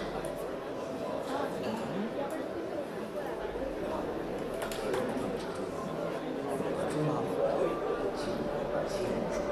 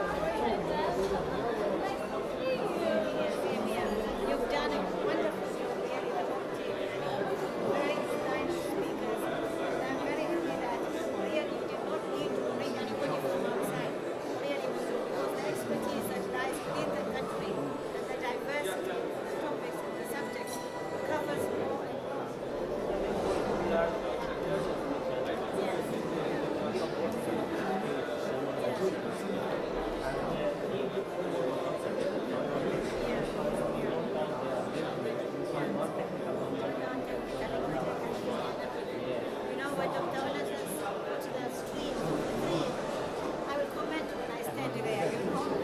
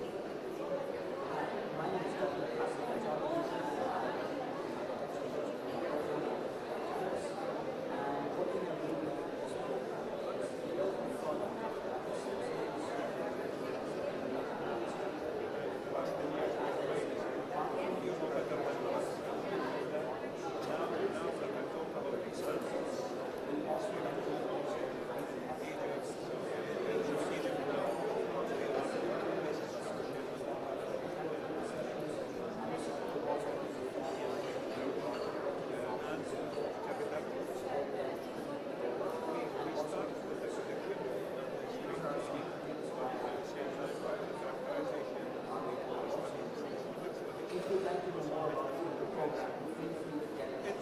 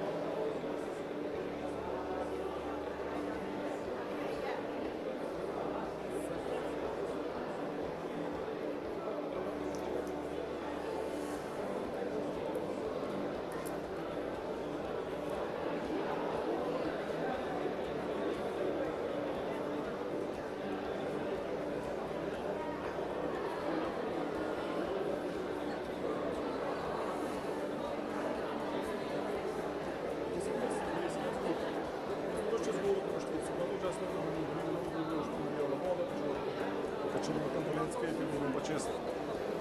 Без половинской.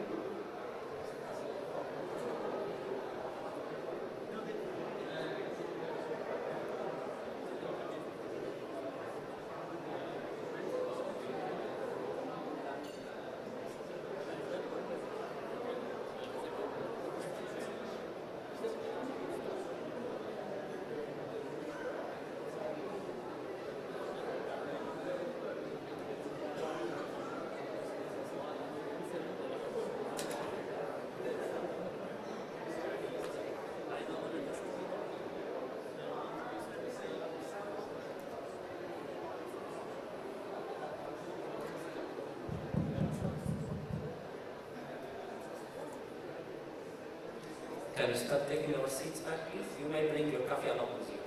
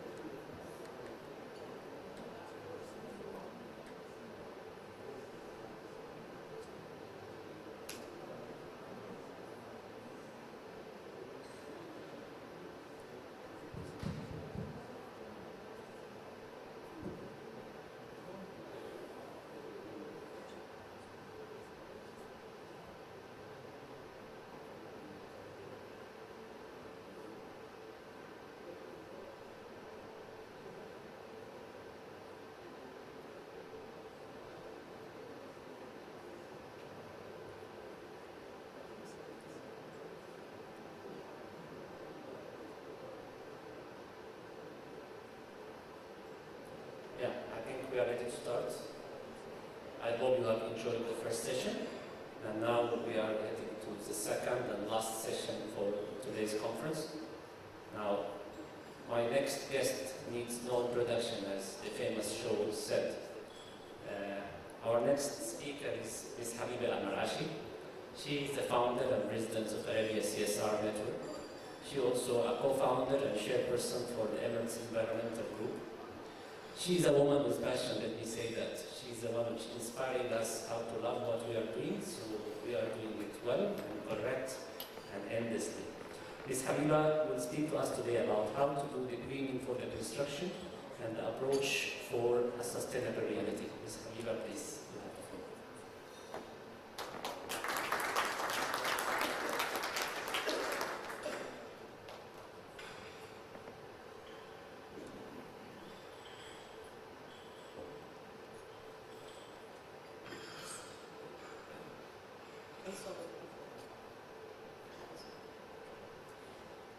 Assalamu alaikum wa rahmatullahi wa barakatuh.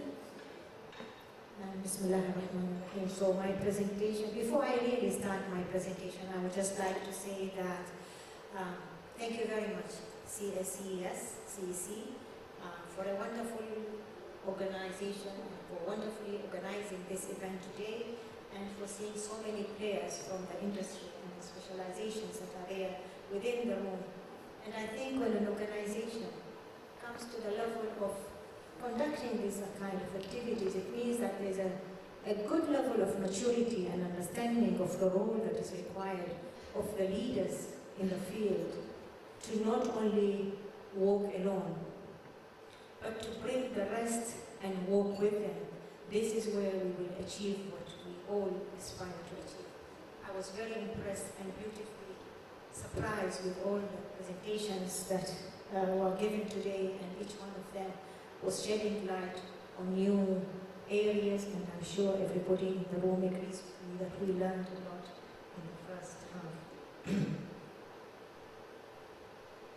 Guys, will you put the presentation? Sorry. Okay. So my journey is 30 plus. You know, I hope you can see how old I am, and I enjoy it. I think I will be doing this until the last breath I have, and I think I'm one of the few privileged people who have found my call in life, and I really found myself, and I enjoy every part of it. And I believe if I didn't have all these stresses and challenges, life would be very dull for me. Tomorrow morning we will all be in the field conducting the 26th cycle of aluminium collection campaign.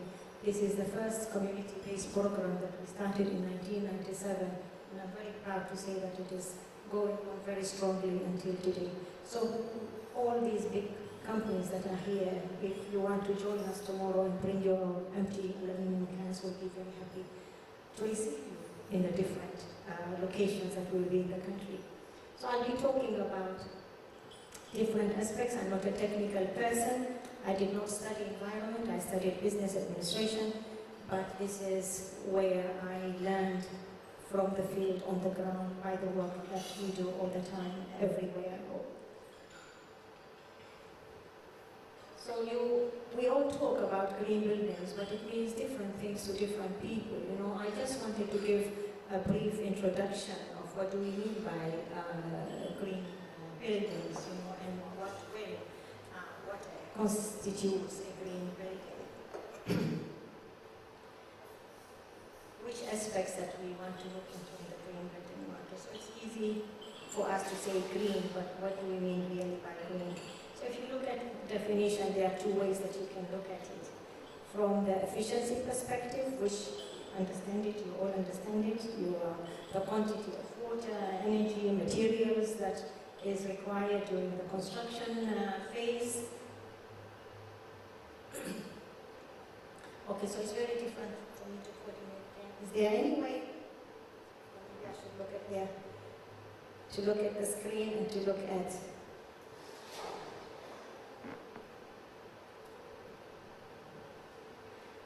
I will stand this way so it's easier for me to see. Okay, and the second, we analyze the sustainability of a building from its impact on the human beings, its impact on the natural ecosystems, its impact on the resource consumption, and many other associated issues as well. So you cannot say a building really is a green building if you do not take all these issues into perspective and you say the impact that it has, the method that it has been constructed, the design that has gone into it, the minds that were put together to put the drawings in place, to look at what are the elements, what are the environmental condition of that particular country, where are the materials sourced from. And I am very proud to say that today we are talking about so many materials that are available in the market, but when we started in 2006 with the Emirates Green Building Council, there was hardly any material that was available here in the country apart from the steel and the cement. Today, so much of the raw material is sourced locally, and it is one of the major requirements. And the more that we know about these requirements, the better it is for us from the economic perspective, but from the social and environmental angles as well. Then you are looking at all the impact of the building. You know, I will just want to focus on the ones that I have put in green. Actually, by the way, I just finished my COVID, last month, so I still have, I was told it takes 2 months. You know, I'm healthy, I traveled, everything, but my chest is still not clean yet.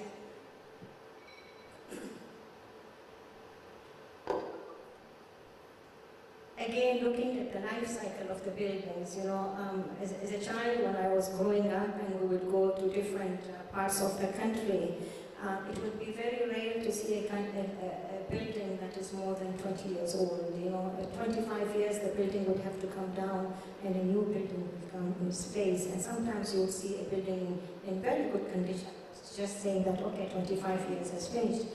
That has changed completely in the UAE. So for those of you who have been in this country, you would have seen that and you would have noticed that positive change in this area.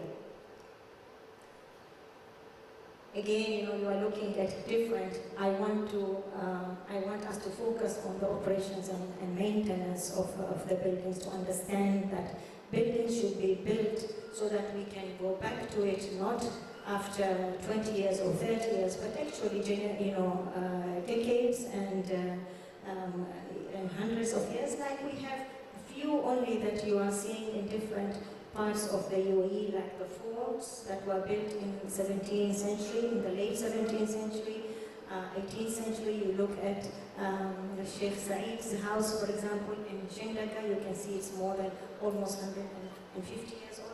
But these are really a handful of. Otherwise there's nothing that you would see if there was no serious effort to salvage and to protect Bastakia area. I'm sure you have all been to Bastakia area and you have seen how this area has been revived, renovated and brought back to life, not just for exhibiting but for living as well. So looking at that angle is very important for the whole process.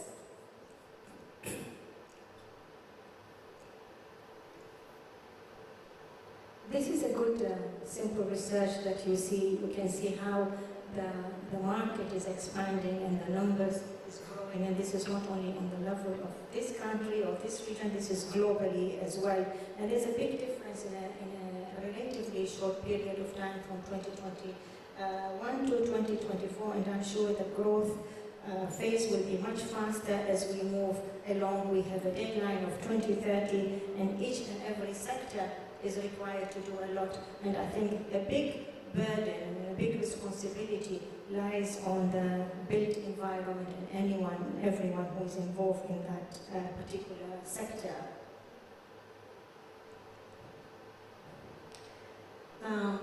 These are again some facts of green buildings that I wanted to share. Again, you can see the difference between 2018 and 2021 in the green building material, in percentages and in the growth. And it's good. It is good, but is it enough? This is one of the questions that I would like to pose. Are we on the right track? Can we do better? How can we do better? These are the issues that should be put on the table the whole time. We should not only be looking at what am I doing today for my company, only for this particular project, always to have the ability to have the bigger picture and to understand how will this add value to the overall efforts that are going on in any particular region and particular country. And I'm very proud to say that the leadership of our country is very switched on, is very keen and is very committed. This is where it needs to cascade to the level of the government and to the level of the private sector and academia. Dr. Olsen mentioned, showed us the streams of 3 sectors, and one important sector, I believe he forgot it, was the civil society sector, the non-government organization sector. We play a very important role. We really are the catalysts, we are the connectors of all these sectors. In spite of the number of NGOs in the country, in the UAE, is a new phenomenon, is a new concept. Emirates Environmental Group is the oldest one, which is 31 years old. But the quality of these organizations are good, very strong. And we are talking about Emirates Environmental Group, we are talking about Emirates Green Building Council, Arabia CSR Network, Clean Energy Business Council. Organizations that are seriously born from this land, organically grown, and are having an impact not only in one emirate on the national level, as well as pouring into the neighboring countries and beyond. So again, I am coming out from my presentation to address each and every one of you. You do have another responsibility, a part of only your responsibility to your business and to your shareholders. You have a responsibility to the society, in the country that you are having your business, and to be able to connect with the society and deliver to what should help the prosperity of the local societies is through the NGOs that are on the ground. With all the thousands of companies that we have, it makes me very happy when I see a company joining Emirates Environmental Group, or joining Emirates Green Building Council, or the other bodies as well.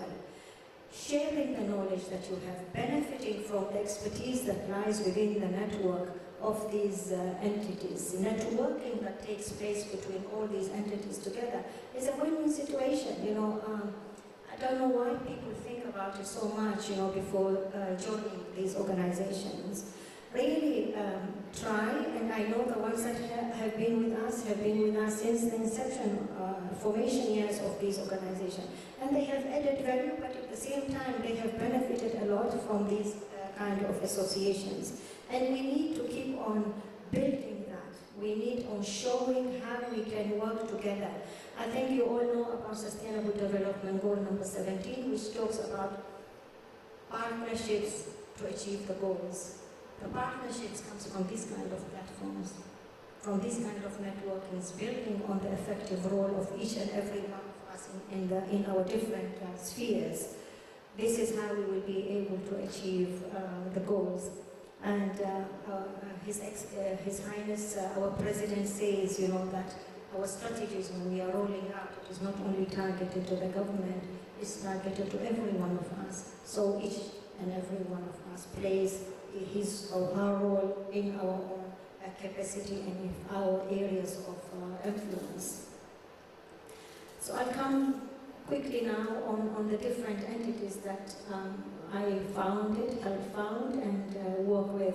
Emirates Environmental Group is a membership-based organization established in 1991 in the United Arab Emirates. We were the first NGO in this country, and I dare say in the GCC countries as well. Our main focus is to raise awareness amongst the different sectors of the society and help bring across messages, methods, tools that help really protect and preserve the environment. To build our own capacity and our credibility and to help us build our knowledge base, we have different platforms that we are accredited to or partnered with, associated with. We are the first environmental NGO in the world to be ISO 14001 certified, and we took that in 2001, and I'm very proud to say that we continue to do so. At Emirates Green Building Council, we have double, we have 14,001 and 9,002. So you can see the quality and the importance that we place on having the right accreditation and the right qualification to enable us to lead from the front. We are the first NGO in this GCC region to be accredited to United Nations Environment Program and to United Nations Convention to combat desertification. And in both these bodies, we play a very active role, continue to play a very active role in many areas. Even in the pre-approved documents for the ministers, it goes to accredited NGOs. We are the one amongst the globally very few that report and back on all these documents. We are a member of this important platform, Global Partnership on Marine Environment, and that is part and parcel of what we do, because we are talking about marine pollution, we are talking about plastic in the oceans, and the pollution that is global. We are members of the UN Global Compact. Actually, I formed the UN Global Compact Network for the GCC states in the United Arab Emirates from 2008 until 2015. Today, UN Global Compact in the UAE is a part and parcel of the business scenario, business scene. There are so many organizations that are part of this network. We have recently been accepted by World Packaging Organization with the full voting rights, the first in the UAE, and we are encouraging other similar like-minded entities from the other GCC region as well to join this global platform. This is all connected with the actual work that we do on the ground. We have partnership with the sustainable food systems, and we were the first really to introduce the concept of food waste. Not today, it started from the 1990s, and we push it across all sectors, raising awareness, building the capacity, working with the hospitality sector, introducing the right type of mechanisms, tools that are required to reduce food waste amongst the society. There are many, quite a few objectives, 8 objectives, but I just focus on these 4 to show the relationship with this platform and with today's topic.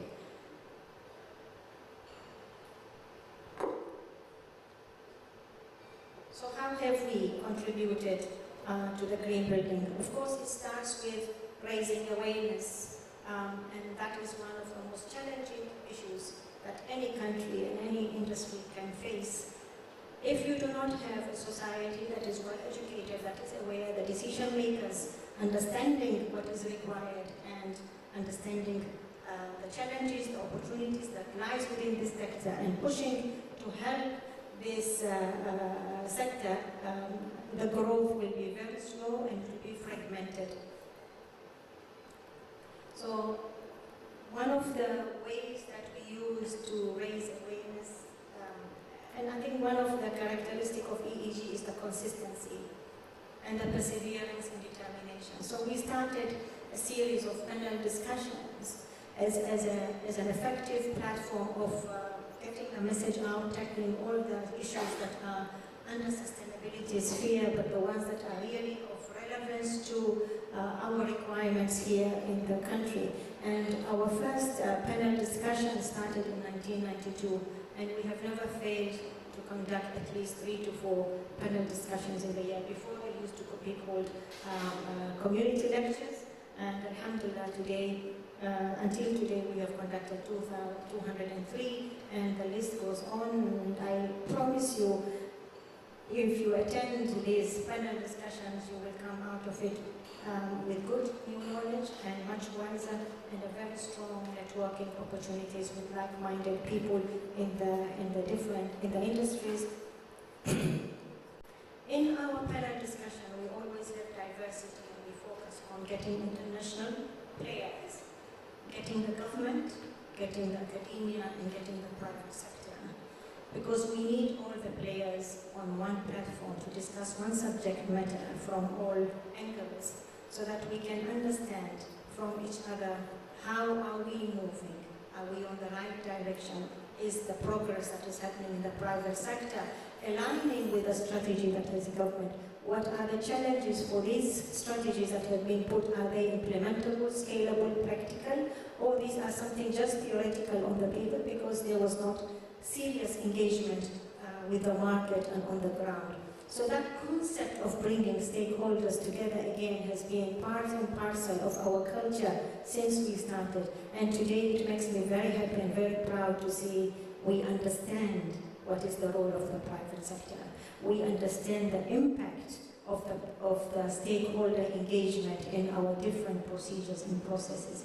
This is one effective platform also that you have managed to bring all the different stakeholders together, learning from each other, so not looking at each other as competitors.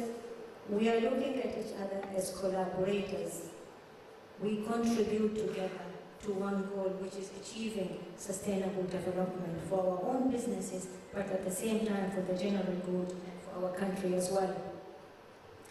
This is the first time that we are really having These are some of the panel discussions that we did this year. I just sharing with you that this is a process that is ongoing on an annual basis.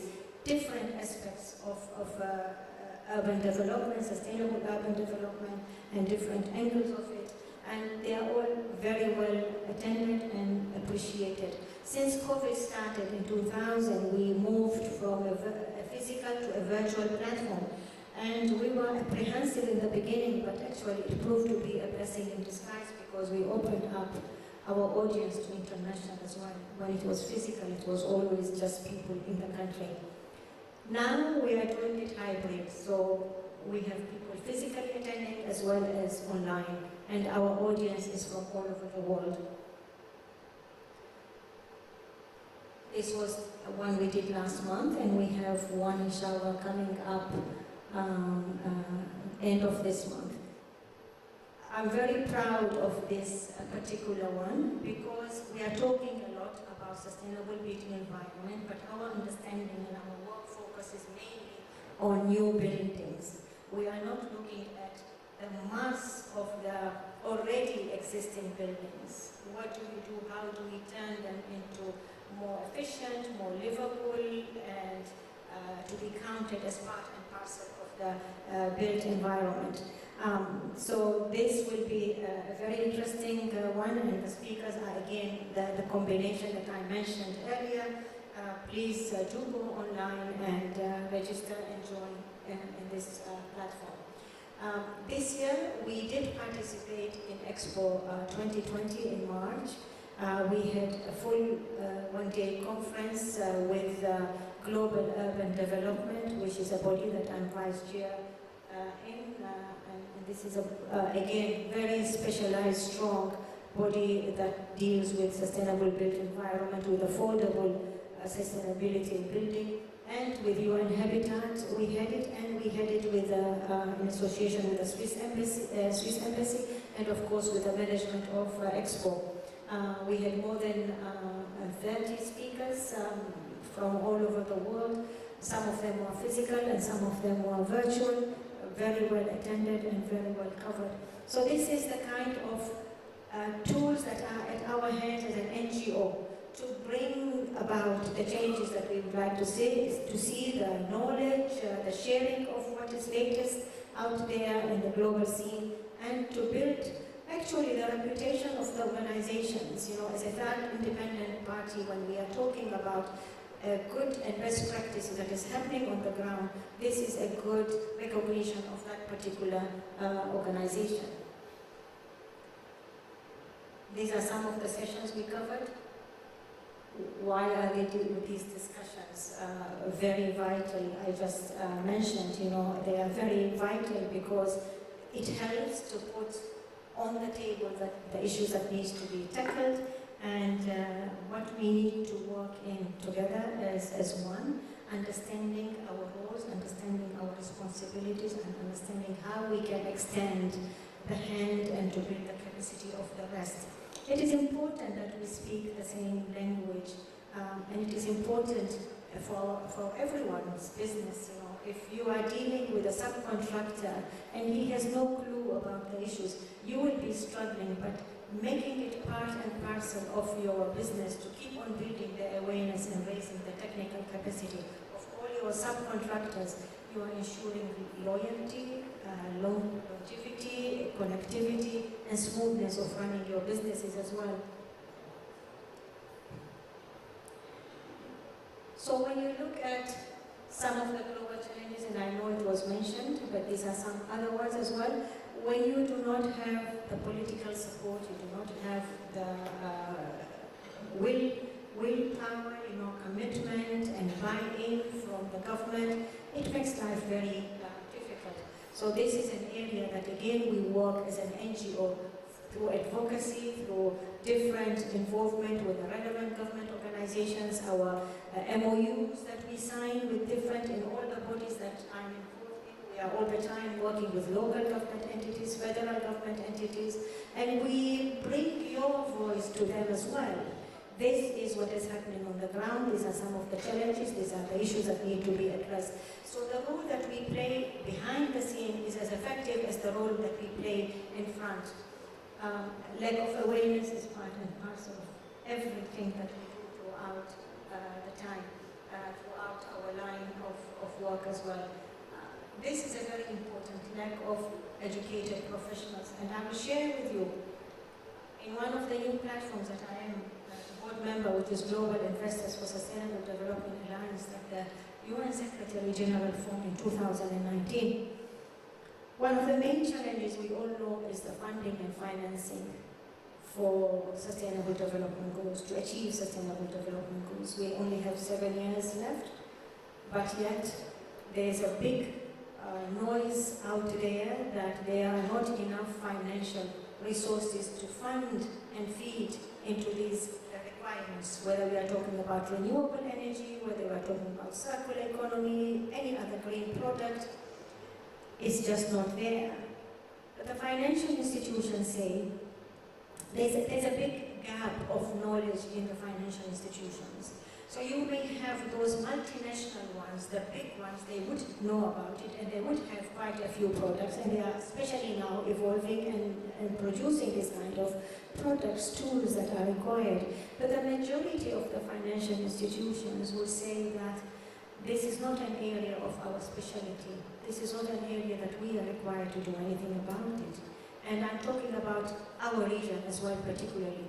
3 years ago, we went as Emirates Green Building Council to quite a few banks to see if they would come on board to fund the retrofitting of buildings. We never got any of these banks. Communication back and forth, meetings, putting in front of them, we didn't get. Because they did not see the return on their investment. They did not understand the return on investment. They are used to getting it after tomorrow. They are not used to seeing return on investment long term, you know. Now that is changing.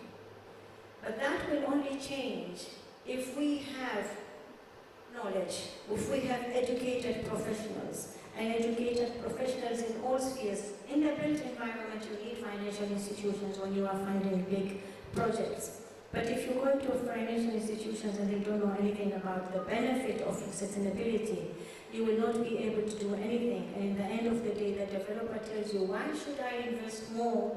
Why should it cost me more to build a sustainable building when I can build it at a much cheaper rate? Not understanding that this is really long-term investment. So there's a lot of work that is required of you as well in the built environment, the knowledge that you have to share it with all the sectors. There's a good collaboration that is happening in the UAE, and it makes me very happy, between the academic institutions finally and the private sector. As much as you have worked to develop that, understanding the education institutions to be your strategic partners, you have to understand the role of the other players as well and build the capacity. The more they understand what is your requirement, the better your life is and the prosperity of your businesses as well. So by providing this kind of platform, nurturing this kind of platforms, looking at them long term, looking at them in a holistic manner, this is where we are guaranteeing the continuity of the businesses as well. One of the things that the UN Secretary General repeated in many of his presentations, that it is not something that one government can do it, one country can do it. This is something that we all need to work together if we are really to tackle the biggest challenge that humanity has faced, is facing, will continue to face, and that is the challenge of climate change and global warming. So these discussions, these kind of platforms that we are having, should be not seasonal, should be not a one-off, should be continuous all the time. You should not wait for the government to invite you. You should, and this is my advice always to the members of Emirates Environmental Group and Emirates Green Building Council, build the bridges with the relevant government bodies. Open the doors of communication. Please let me know about my time, huh? You need to. And mashallah, it has worked with quite a few of the big farms that we are dealing with, connecting them, facilitating the process of them sitting on a table with the relevant government bodies has brought in wonderful results and changes for both the government entities as well as the private sector for the benefit of the industries and the country as a whole.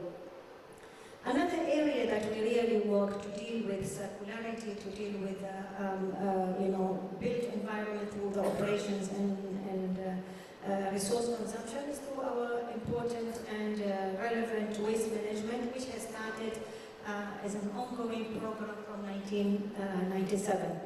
So we look at our recycling programs very seriously, and they are ongoing throughout the year all over the country.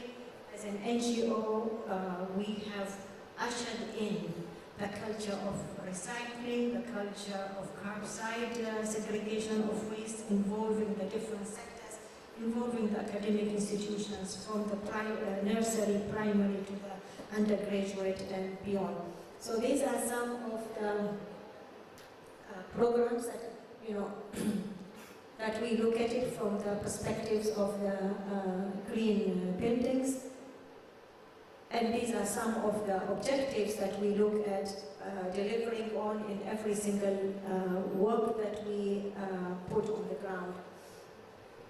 We have 8 recycling programs that were rolled, each and every one of them in different year with different partner, with different players. And I would like to share with you the quantities that have been collected since we started these programs.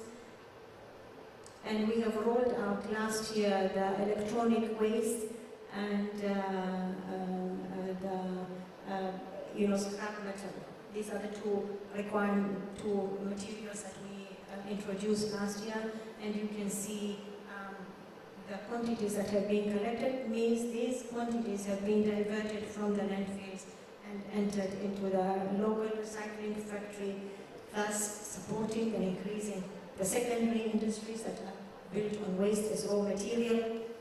Let's look at the impact of these operations, and these are who are our participants. Our participants start from a school child, school-going student, to a mother at home, to a CEO in a company, to a government officials.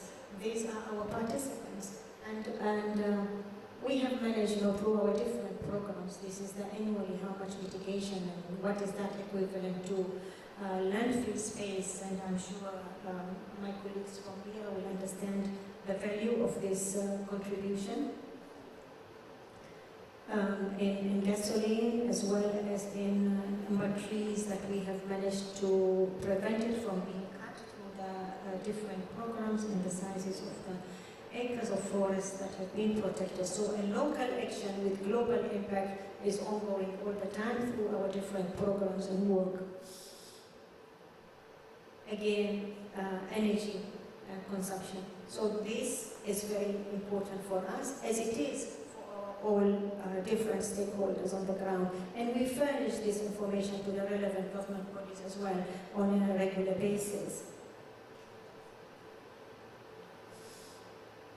So these are some of the messages that I wanted to share, and we should be looking at them closely.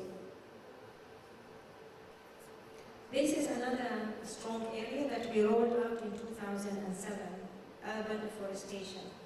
The concept of urban afforestation was not a concept that was very popular or very well known or trodden in, so it was a new area, and we are very happy to see not only our work, how this concept has been taken on board by different and relevant government bodies on the local level, on the federal level, different entities understanding the importance of this and understanding the benefits of urban forests in purifying the air quality, in reducing the heat island impacts, in reducing the consumption of resources, whether it is for cooling or otherwise, increasing biodiversity. And we have seen, yesterday we were in Sharjah planting 308 native trees in one of the protected areas in Sharjah. And it was so refreshing to see the different type of birds, of insects that are within that protected areas, and these were not there before. So providing the enabling environment has contributed effectively. 3 days ago, I was in Abu Dhabi mangroves the whole day. We were filming there. And again, you look at the health of these mangrove, and you look at the diversity of the species that you see in the shallow waters. It's just very, very refreshing. So really, one of my mentors, God bless his soul, Professor David Bellamy, he was coming here quite regularly. So whenever he came, I would take him and he would see something new, and he said, you need to blow your trumpet. This country is doing a lot, and there is a beautiful green renaissance that is taking place. You need to counter the negative media coverage that you have in the Western world with actually the work that is taking place on the ground, with all these beautiful and lively developments, with the increasing of biodiversity. UAE has registered 323 migratory species that are not flying above our skies, that actually are landing in, nesting here, and today that has attracted a new type of tourism, which is bird watching. So you can see that, I'm sure when you sit now, the weather is good in the garden in the morning, you can hear so many different bird sounds.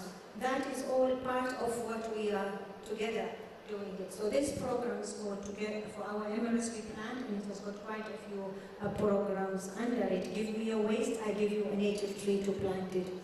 And I would like to share with you how many trees we have planted in the UAE until 2 days ago. 2,110,585 trees since the inception of this program in 2007. And this is the environmental impact, contributing directly in the reduction of CO2 emissions, contributing directly to the impacts of global warming. And this is what everyone should be proud of, and it's not inconveniencing anyone. Every single company. It's quite popular, by the way. And when you compare it of this work that you are planting today, it will be there for hundreds of years. This is what is contributing to in reducing CO2 emissions. We share this information with our students. We have thousands and thousands of students on board Emirates Environmental Group through our different programs, and hundreds of schools as well. We engage with them throughout the year. I'm proud to share with you today that recently we have formed a working group under the Emirates Environmental Group, which is the retrofitting working group. The purpose of forming this important working group under the umbrella of Emirates Environmental Group is really to tackle this subject and to understand the importance of this particular sector, and to shed light on the opportunities, on the challenges that this sector faces, and what can we do about it. So this working group consists of 10 of the retrofit time frame, the reduction, and this is very important. If you can't measure it, you can't manage it. So having all these percentages and knowing the time frame, I know for a fact, because I work very closely with different government entities, and I know how they are very particular about quantifying the work that they do. This is a survey, that I wanted to share with you. It shows you that there is a good knowledge, and there's a good understanding, and there's a good interest in the last couple of years of entities that were interviewed to say that they will be looking at sustainability issues closely, and they will be incorporating. This was shared by one of our members within the retrofit group, Siemens.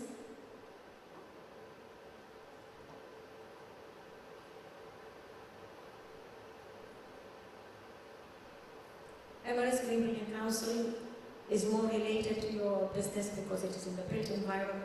We formed it in 2006 after conducting a series of platforms, workshops, forums, panel discussions from 2003 actually, and it resulted in the birth of Emirates Green Building Council in 2006. This body was instrumental in all the changes that you saw in the built environment with regards to sustainability.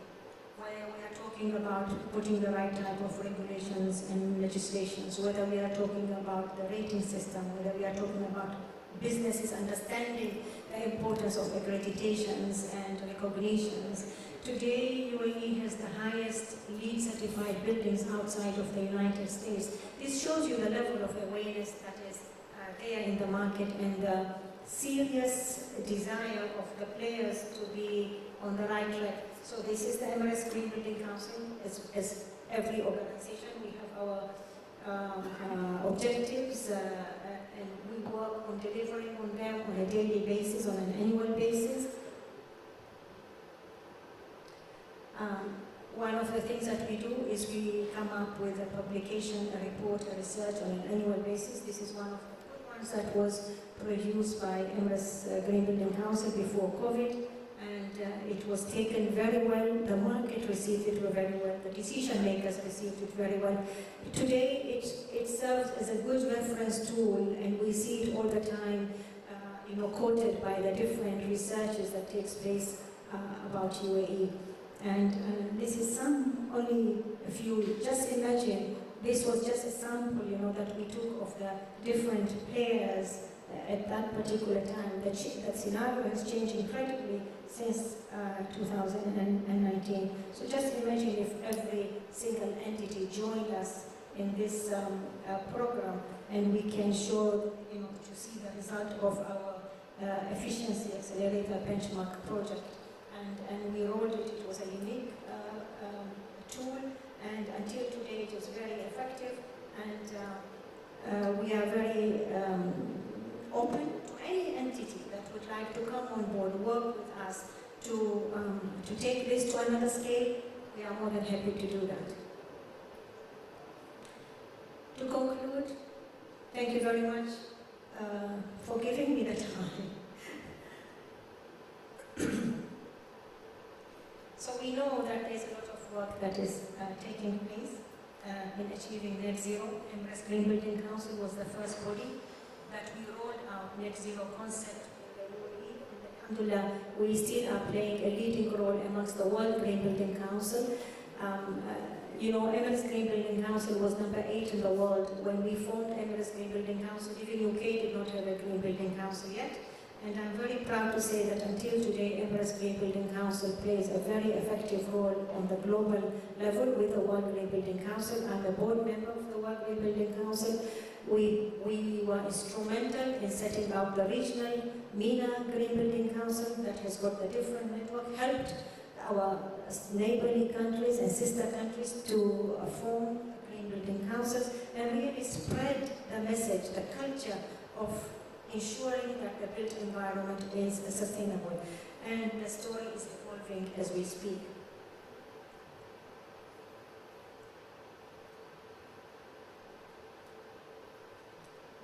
So you can see these are some of the effects and I wanted to share with you. This is another design and a graph that I wanted to share. If you look here, you have the manufacturing and the construction, the third biggest polluters. But if you take it and you take the buildings together, I think it will be the number one polluter. So there's a lot of work that is still required.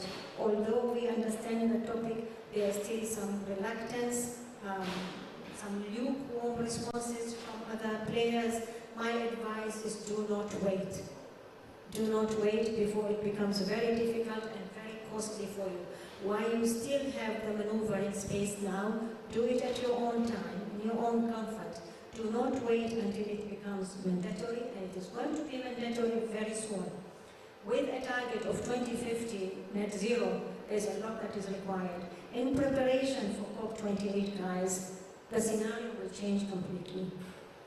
So while you have the time, my strong advice is take this seriously, put your house in order, and reap the benefits.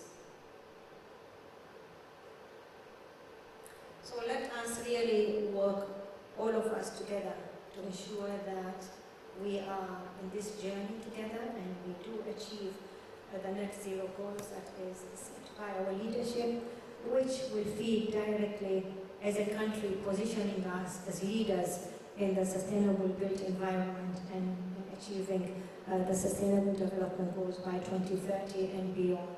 And my message for everyone since the inception of Emirates Environmental Group is let's us work together for a better environment.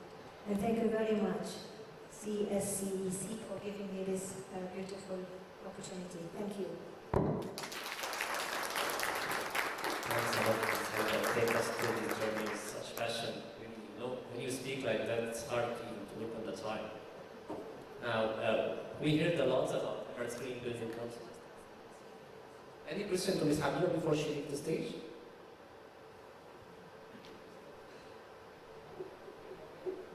Now, we heard a lot about the Emirates Green Building Council, and I think this is a time to hear from the Green Building Council themselves.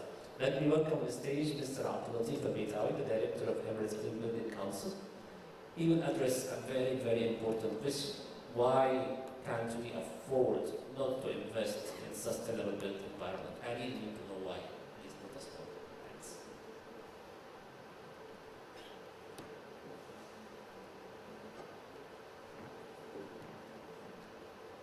Assalamu alaikum and good evening everyone.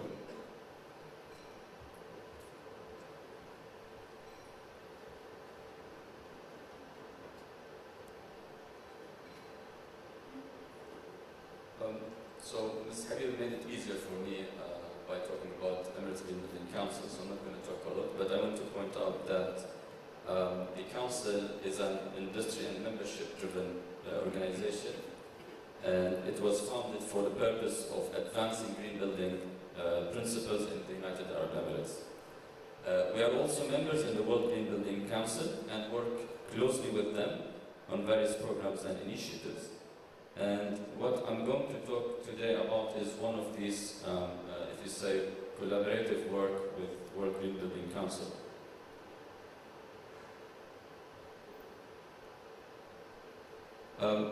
So this is what I'm going to talk about. Again, the title is Say It, but this is a report that was published by the World Green Building Council, and it's the Beyond Business Case, which presents the drivers for the broadening business case within the context of the current and future market trends.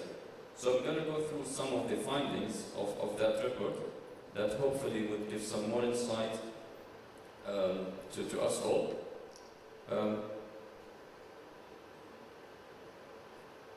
So when we talk about the built environment, I'm trying to put here the context, or make the context. So the built environment is responsible for 75% of the annual global greenhouse gas emissions. And I just want to point out, we talk about the built environment, so not just buildings, any built environment. Of that, the buildings account for about 37% of these greenhouse gas emissions, and that's globally. Now, from new buildings, it is expected that 50% of emissions come from embedded sources, and the remaining 50% from operational sources.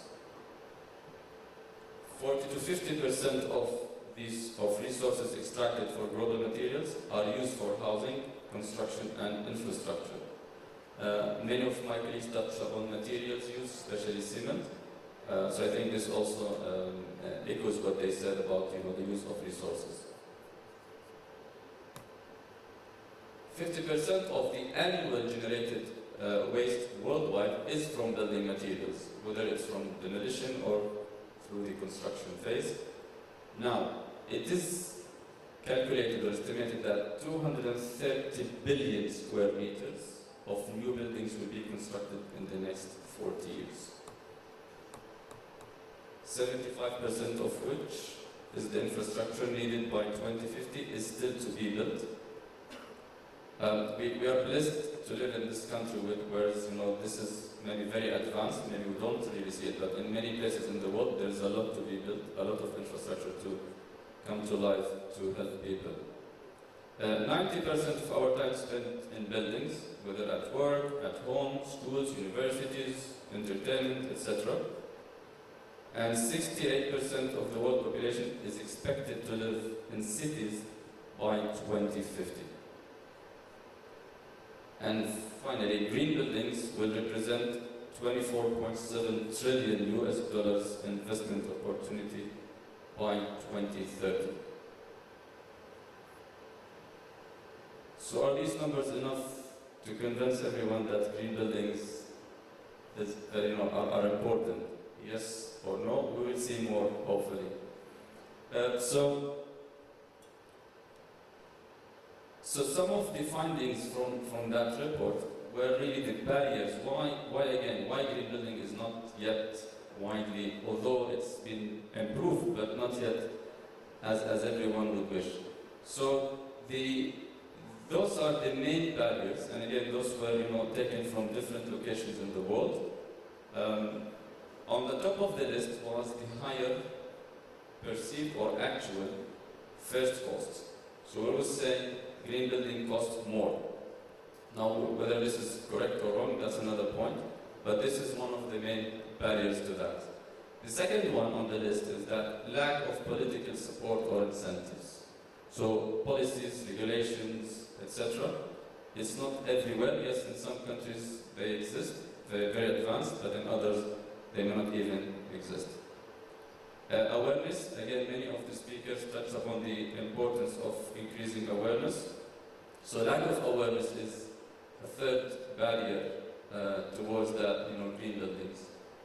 Lack of market demand, affordability. Green building is for high-end projects only. Again, this is, I think, something perceived, is that, when we talk about green building, then we're talking about really, very fancy things. It should be something normal. Lack of market demand, lack of trained, educated green building professionals, not able to prove the business case because the split between capital versus operating cost.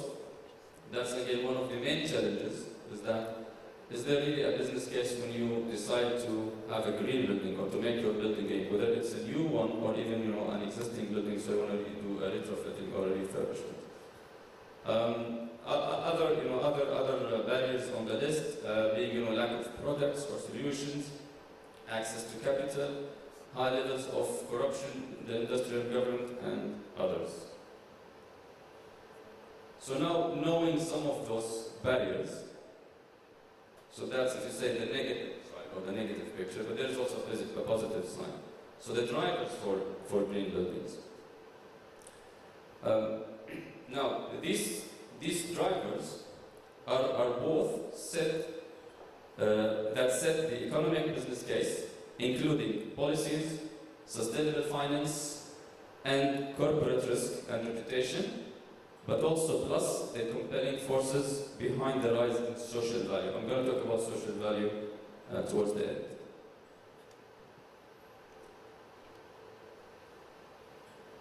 So these are the key drivers that the study or the report highlighted. Number one, environmental regulations, and we heard some of our speakers talk about if there is a regulation, then there is no choice, you are forced to do that, or to follow whatever is in the regulation. It's the right thing to do. Actually, this is good to see that it's on the top of the list. So there is a belief amongst people or professionals that it's the right thing to do, to have a high efficient, sustainable building.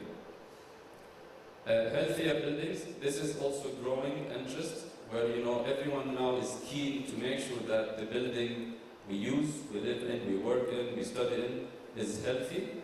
Especially when the pandemic hit, the COVID-19, I think a lot of us learned so many lessons, and I think priorities started to change. Lower operating costs, internal corporate commitment.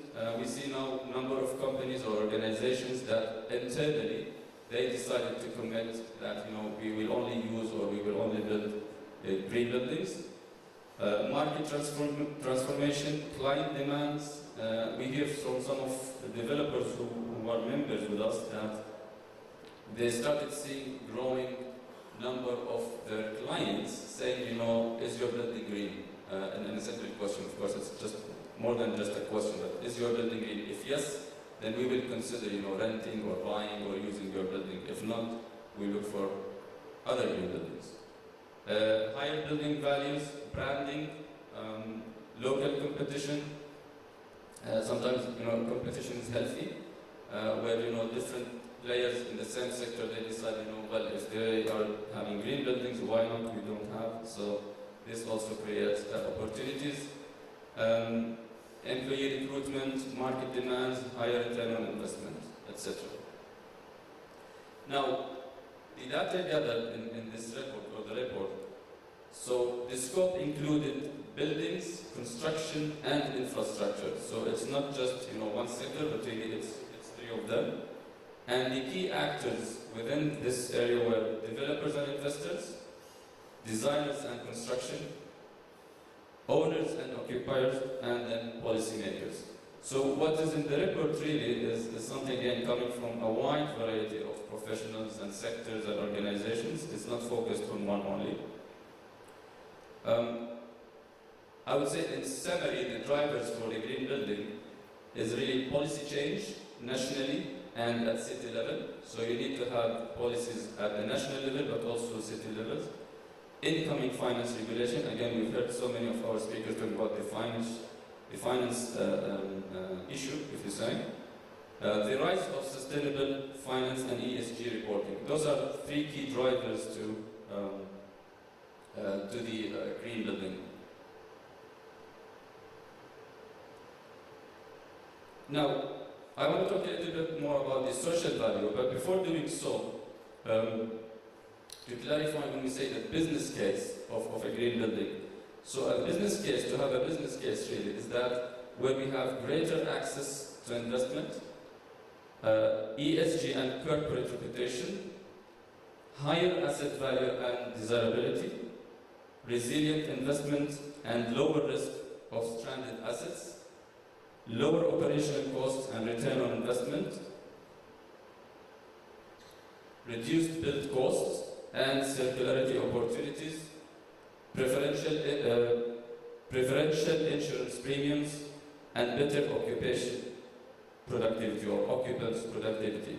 So those are really if you add all these together, this builds your business case for a green building. Now, it's not just about money, but it's also about a social value. So a social value is created when buildings, places and infrastructure altogether support environmental, economical and social well-being, and by doing or in doing so, it improves the quality of life of people. So this is really the social value that we should always think and consider in our business case. It is a cumulative benefit of all social impacts from the built environment to individuals, communities, and local businesses. And I know it was mentioned in maybe one or more of the presentations talking about, again, communities and the local businesses. So this is an added value to the business case. The social value is increasing in the private sector as organizations recognize market expectations, industry competitiveness, staff retention opportunities, and increased reporting expectations. Organizations looking to future-proof their compliance should be considering and enhancing social value at all stages of the life cycle, so from design through construction, through operation and maintenance, and then towards the end life of that built environment or building. Social value, the difficulty is it cannot yet be measured. You can measure the amount of materials you have saved, you can measure the amount of energy you have saved, the amount of water, etc., the cost, but the social value so far cannot be measured or monetized easily. But hopefully the value is well perceived and is well accepted by all key players and all professionals in the field. This chart shows the different social values in different regions. So if we look, for example, at the far right, the Middle East, so 78% is about increasing worker productivity. This may differ from place to place, or the value or the weight of those different elements as part of the social value will differ from region to region or country to country.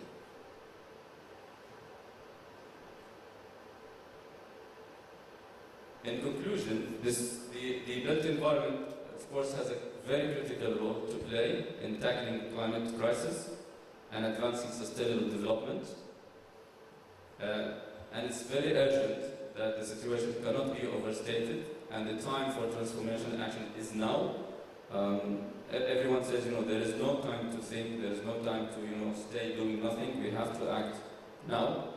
And the future value proposition across a diverse range of scenarios shows the business case for sustainability in the built environment will only continue to grow. Now, just to highlight, in the report there are so many case studies shared that will show different success stories covering those different areas that I've talked about.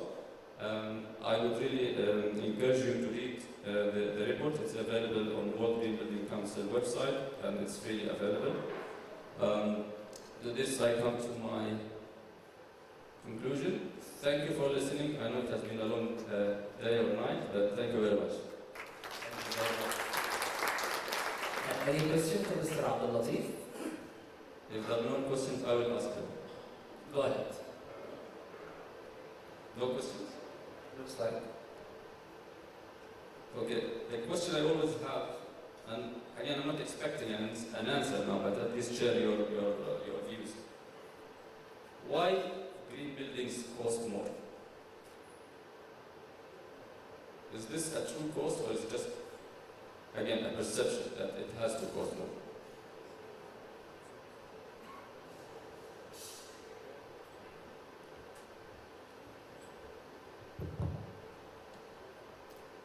Thank you very much.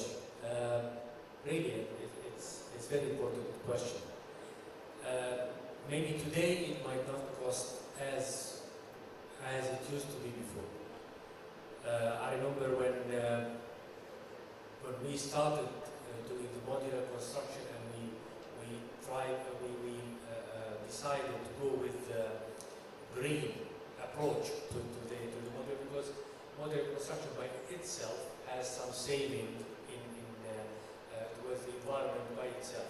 So from that we started to look at what is needed to be sustainable, and we approached at that time UHBC, and I'm talking about 2015, it's 9 years from now.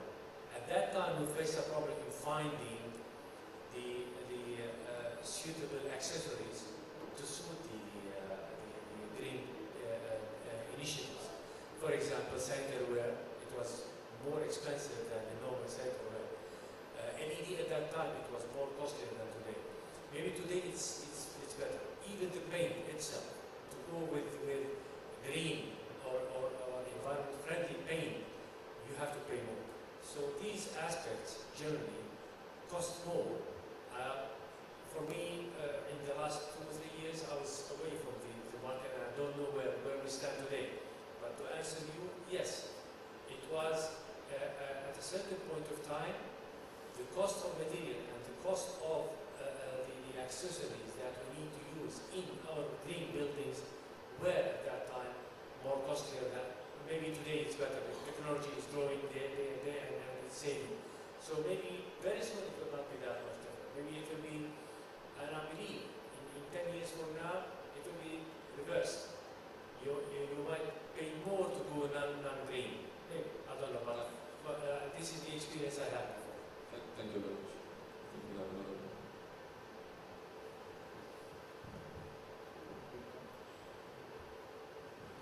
The short answer is perception, yes, because the reality is more expensive. And the reason for that is, one, the knowledge for people to design, and two, specification. But again, to get the right answer, you have to split it between capital cost and operational cost. Capital cost is more expensive 90% of the time, but operational cost is less. And therefore, if you combine the two, I think you come up with the more value for money buildings. Thank you. Thank you very much. Thank you. Very interesting, Mr. Thanks a lot for the contribution from Mr. Yasser. Thank you. Okay, let's go back to the technical nature of the conference. And I would like to invite on stage Dr. Yasmin Nelson.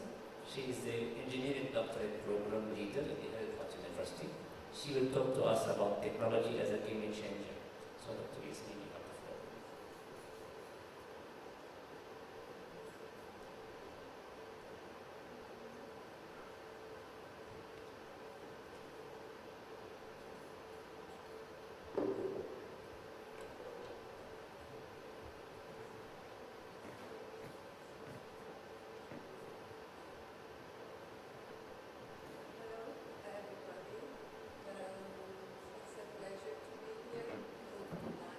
Today, this afternoon.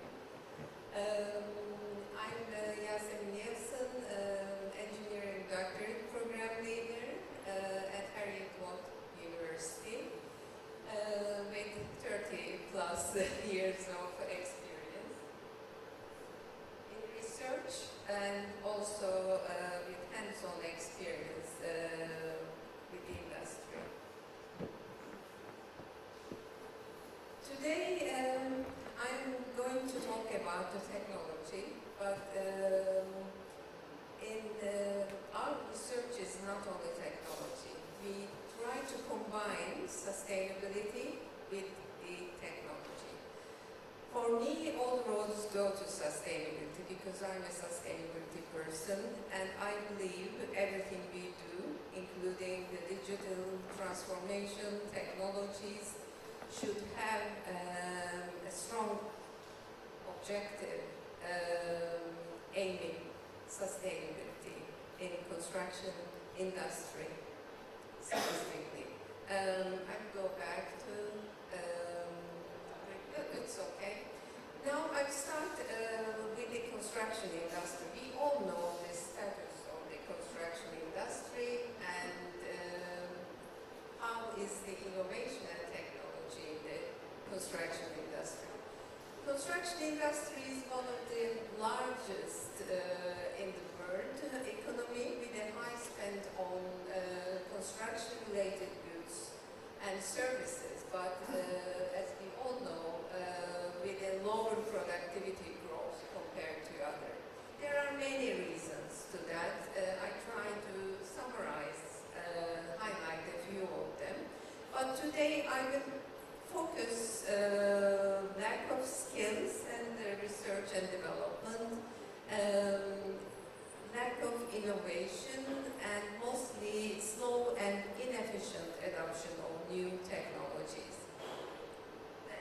As I just mentioned, sustainability is one of the biggest challenges of the industry, especially recently.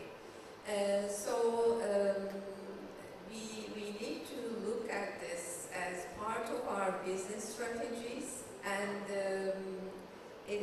our digital transformation and digital strategies should also align with the sustainability strategies in construction industry. Innovation and digital technologies are productivity boosters when the sector acts concurrently at different levels on all these. If the focus is only in a few of them or on only on design and engineering processes, excluding the procurement and supply chain, we cannot achieve digital transformation, or we cannot have innovation if it is not studied in all these at all these levels. There are barriers, for sure. These barriers can be lack of incentives, mostly lack of knowledge, awareness, and skills.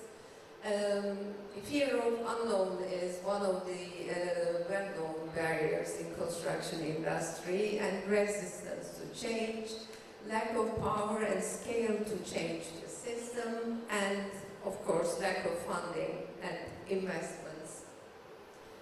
But to diminish the barriers, there are forces, very strong, powerful forces. These are disruptive technologies, new materials and processes. These are game changers for the construction industry. And increasing demand in terms of complexity, quality, sustainability, and digital transformation. And also fear of losing the market share and lost business. These are the driving forces. Around 20 years back, we were in the construction industry, we were just trying to adopt new emerging technologies. So technology was leading the industry mainly, and we were struggling with the same issues. Actually, whatever I'm discussing here was part of our research 20 years back. So even though industry is changing, these challenges are still there because of the traditional nature of the industry. But there is one good thing, in my opinion, and based on research, and we can see it in our new complex, prestigious structures and developments.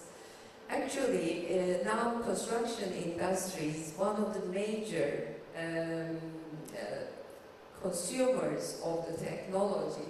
So they can lead the technology. They can lead the technology to develop, to produce what they need in order to develop sustainable structures, in order to develop more digital construction. And in the future, we will be soon talking about, actually we started talking about visual business models. So we are very strong customers of the technology, leading the technology as well. So it is both ways.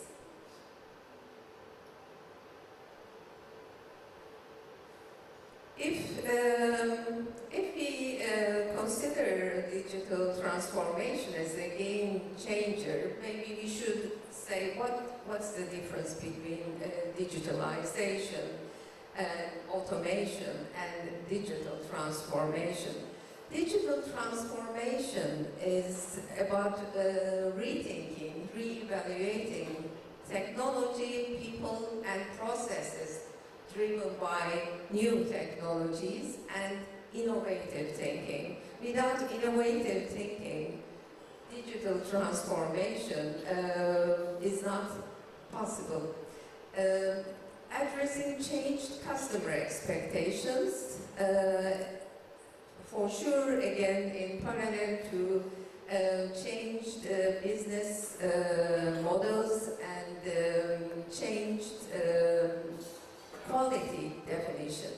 Quality is no more as it is known traditionally. Now sustainability is called a major component of quality. So to respond to all these, we need to rethink and re-evaluate all these together, and also new business models and new revenue streams. This is a digital renovation, a game changer for the construction industry that has struggled for decades with low productivity and low profitability. Unlocking new profitable business models in parallel to circular economy, improved collaboration, data-driven insight into how to deliver value to its clients and to the society and environment, of course. And I see, recent IC research suggests that the progress still remains slow.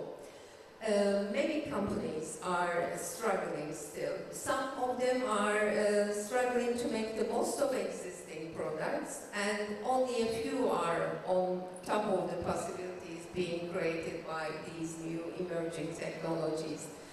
Some of them are very successful, some of them integrating their sustainability aims and objectives with these digital technologies, but some of them are failing. So we need to look at the reasons of these failures and how to develop strategies in order to avoid these failures. Is this purely a result of resistance to change?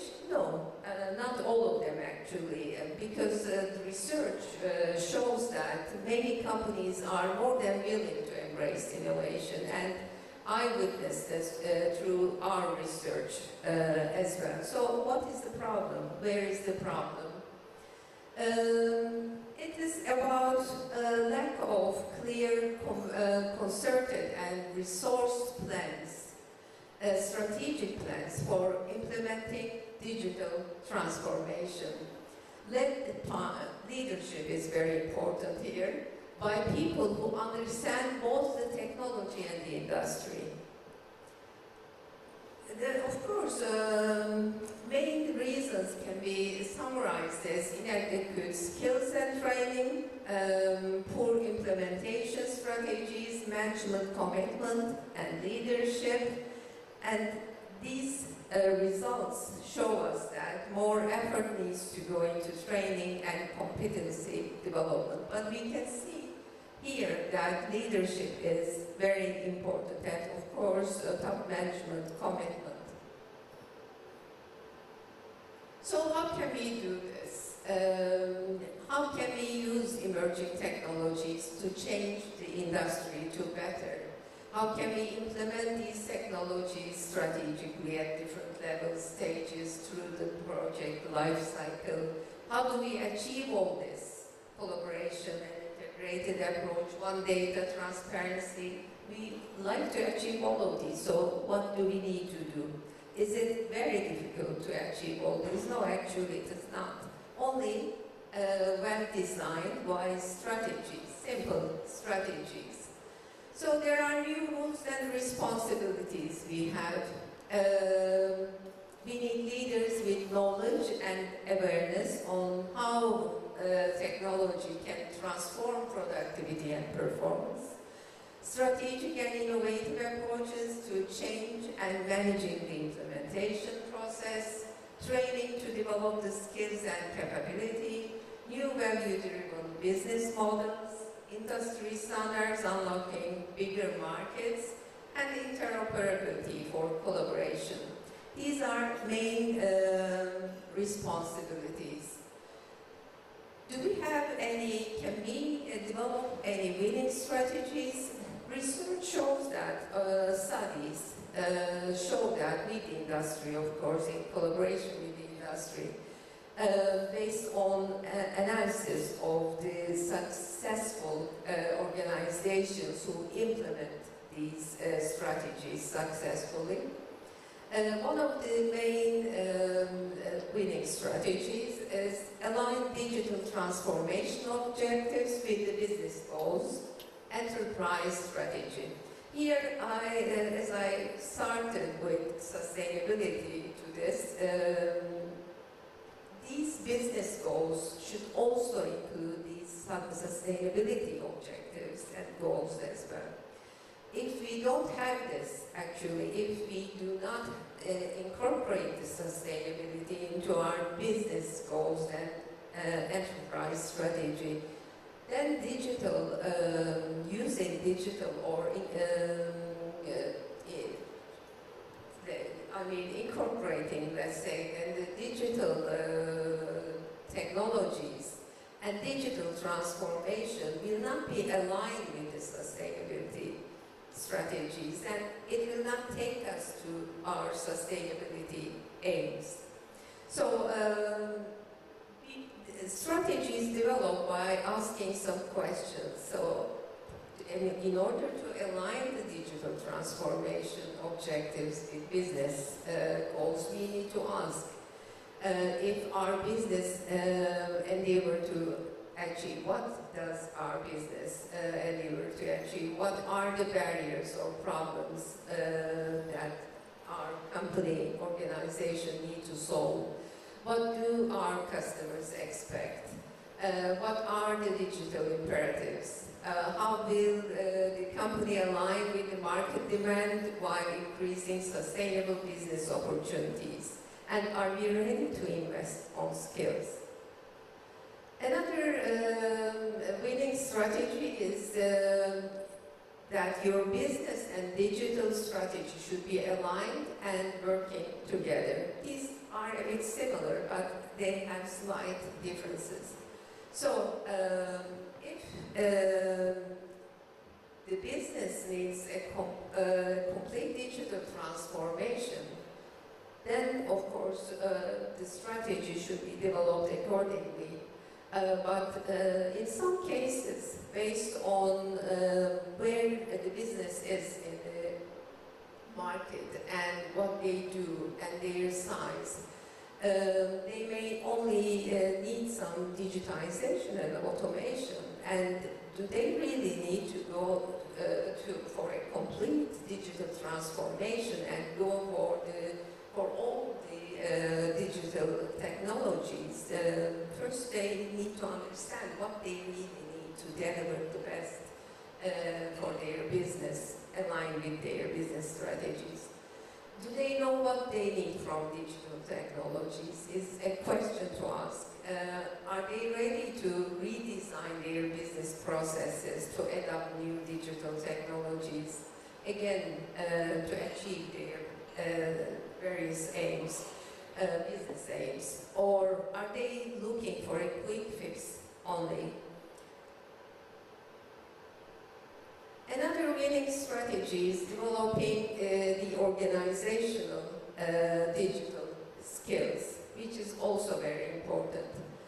Because not always employees are happy to be part of this journey. And they have to see if they have the required skill set to be able to go through digital transformation or adopt, implement digital technologies. They should ask if they are ready to invest on skills as well as the technology, because this is essential, or if they believe in their workforce and if they are ready to support their organization. And the last one is to work with strategic partners with similar business values and proven track records.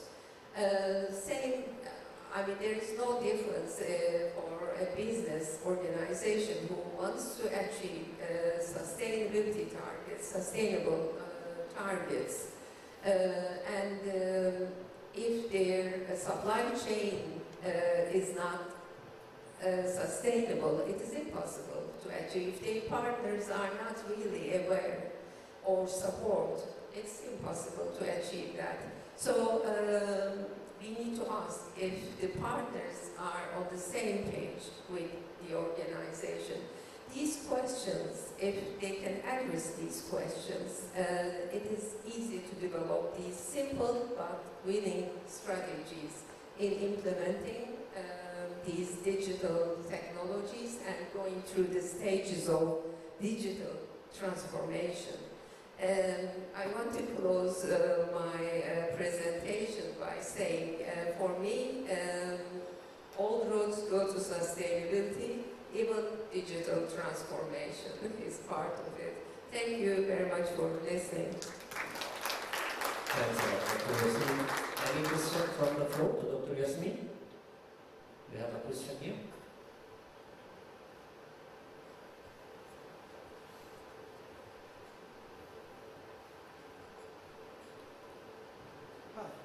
My name is I'm project control engineer in Transit Construction.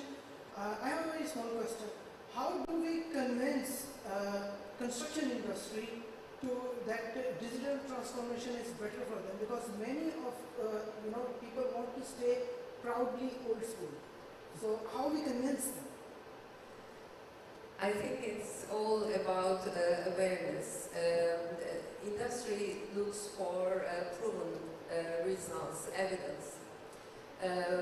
Maybe we need to give them the case studies. We need to explain. We need to make them understand how this goes. It's all about training, and I believe it's about industry and academia collaboration as well. That's why we try to do this at Heriot-Watt, because it needs some research maybe, because evidence is not sufficient at the moment. There are not many very successful. There are, but the percentage is not that high for them to see. Maybe we need to increase that awareness through some awareness training, maybe, or discussions, panels. All these are for the same purpose, actually. Technical conference. Technical conferences, that's what I meant. Yes. Thank you, Dr. Yasmin. Really appreciate it. Thanks a lot. Yeah, moving to the last presentation for today. You might wonder what it is. Someone put this in your table during the break, right? This is the time which we will learn about that. Let me invite to the floor Dr. Sasha Babik. He is a member of KNOF Insulation Executive Committee, Group Marketing Director and Managing Director of System Division. He will be telling us how to create voices in the desert. Maybe you have some nice demos to show us as well, right? Mr. Sasha. Hello, good afternoon, good evening.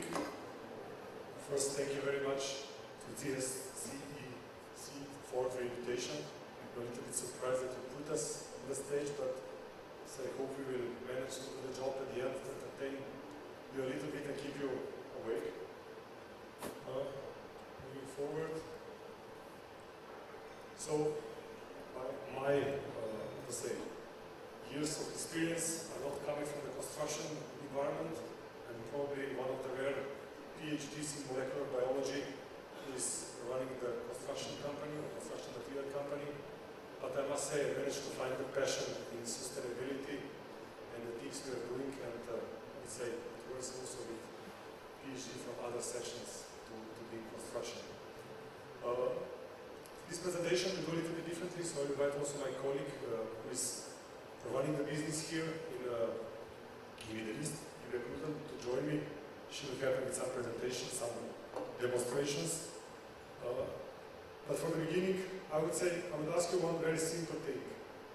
We heard a little bit about these global challenges, and we see that in front of us are all the time standing urban heat island effect, very polluted air, small particles, different emissions, a lot of energy loss due to heating and cooling in the buildings, rainwater, detention and retention, stormwater management in several places in the world, in the other places too little rain, low biodiversity, and at the end well-being of the people. All this is affected due to the changes in the climate which is happening around the world.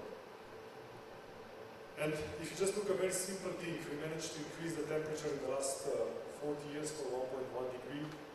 I think the last reports are showing that if we are continuing like we are doing, the temperatures here in this region might increase as much as in 10 years. It will be very difficult to live without air conditioning in this territory of the Middle East. A very simple number, which is also always stressing, is that if the temperature increases for another 2 degrees, all the big mammals in Africa is going to disappear, and that with 2.6 degrees for the tropical forest is going to disappear as well. So you see how little is this, what is keeping us away from the quite a big catastrophe. And here comes our mission, and I was really happy to listen before from Mrs. Habiba and from the Green Building Council about their mission to improve the environment we were living. They were speaking a lot about reforestation, deeper retrofit of the buildings, and about the well-being of people and social sustainability, the social dynamic which is happening in the societies. And this is exactly where my company as KNOF Insulation is coming in. This is one of proposals, several proposals, how to change and remodel or re-retrofit the environments in the cities. This example here is from Riyadh, and in this case we were just proposing that to make things green, to put as much green as possible in the environment, in the city. There are other proposals, like for Ajman, we're trying to re-green and discuss with them how to re-green the labor camp. We're working further on, let's say in Mazar City, how to make things more green. The second is from first collection hotel in JVC, how to just re-green the small building and big facade of the garage. So you can see a lot of things can be done green, and with not so, let's say, technologically impossible solutions. And the one thing we'll try to show you later during this presentation is how this can be achieved with a little bit of effort, and I would not say with much cost. And at the end of the day, especially in the landscaping, how you can even save water and make much more areas green, as I think it's written in any of your on the visions to Dubai 2040 or Saudi Green Vision 2030 and so on. The biggest territory we are working on to do the deep retrofit, which means for us making energy retrofit of the buildings, looking on the way how the transportation or the whole mobility looks like in this territory, looking at the same time how people feel in these buildings, and at the end they also trying to put as much green as possible back to these grey areas. This is at the moment for us half a square kilometer. It's a big shopping center, commercial office center. In Slovenia we are trying to work, but we are having discussions also here in the Middle East in several areas what to do. And as you see here in this picture here and the next one, there is almost no limitations what kind of green solutions we can put in place with the materials we can offer. So, if I show just a simple case study for Riyadh, which was done more in depth, we discussed this with the Green Riyadh. People will say, okay, can we bring back 10,000 square meters of grey, can we convert them into 10,000 square meters of green? And we try to figure out where we can put this green. Some portion goes on the green roofs, portion goes on the green walls, portion can be replaced by some landscaping, grass project, and a portion should be replaced by trees and the shrubs which take place around. These are a little bit the numbers which we proposed, and then we did a little bit of calculations. What would be the impact of this kind of conversion from grey to green for this environment? And here we did some calculations, and maybe Julia, you can give us a little bit of the numbers, what you find out when you calculated this. Yes, so even for this size of 10,000 square meters, if this part of the city would be green, covered with the same number of square meters of greenery, then temperature would be reduced for 3 degrees, just in such a small area. By increasing this area, then reduced temperature can be even bigger. So even just with implementation, for example, of green walls, the temperature of the air can be reduced by 1.3 degrees. By planting the trees outside of the buildings, temperature can be up to 9 degrees lower outside, and indoors even for 4 degrees. Yes, you see that the green can bring a lot of benefits for the people, and you can imagine also that when you live there, it's much nicer when the temperature is much lower. We saw the differences, for example, in Europe, in city centers versus the green forests. And there is in the night the temperature even to 50 degrees different, so from 32 degrees in the city center and 30 and 60 in the forest to 3 kilometers away from the city center. And this is quite a significant stuff. At the same time, it's not just a reduction of the temperature, but it's coming also to the reduction of pollution. And what you calculate with the colleagues, what can you say? Yeah. So this area can absorb a lot of particles from the air. So you can see that for the CO2, it can absorb 15 tons per year just on this small area. It can also absorb 0.6 tons of small particles, almost 3 tons of ozone. For nitrogen dioxide, it is 0.7 tons, and 50 kgs of SO2. So see that this green is also cleaning the air we are breathing, and by this bringing also other benefits. Of course, our buildings are heating and cooling, and the green roof on top, for example, represents a kind of passive temperature control or passive air conditioning, reducing because the water is evaporating from this roof. It's cooling down the building. And you can see here that savings can be up to 40% on the top floor on the energy if you put the green roofs on top. Of course, besides this kind of, I would say, very tangible benefits, there are coming also less tangible benefits which are in the format of health and well-being. And if you just look, reduced absenteeism of employees goes down, and this goes down from 23% if people are working in the green environment. There is 25% less asthma, lower asthma rate if there is 350 trees per square kilometer in the area, and people are almost 3.5 times more likely to do the exercise if they have a green environment and they can do this. On top of this, we spoke before about low biodiversity. The studies are showing that 1 square meter of the green roof can host 1.2 pollinators, which means in those areas you have the same amount of insects and animals as you would have it in the meadows in the nature.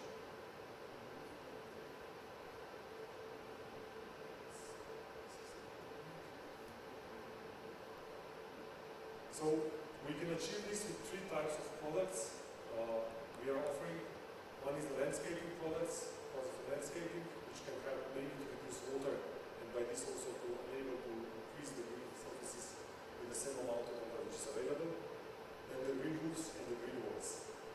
And if you look first, the landscaping is based on the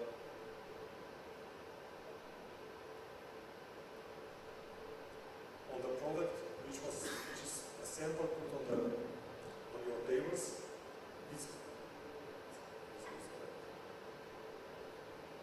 So it's this, we call it green roll.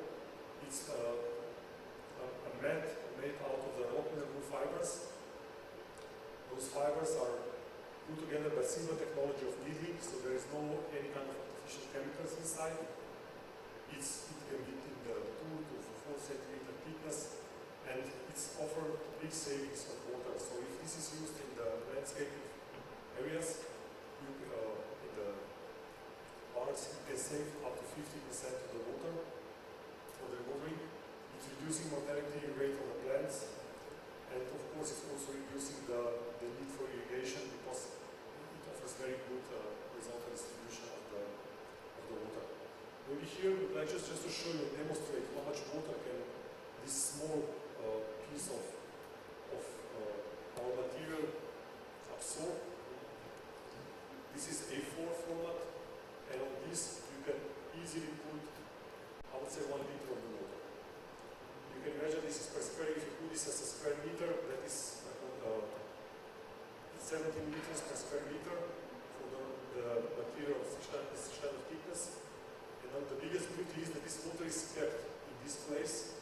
It's not going down because of gravity. It's not evaporating. It's waiting there for the plants to suck it out from this our material.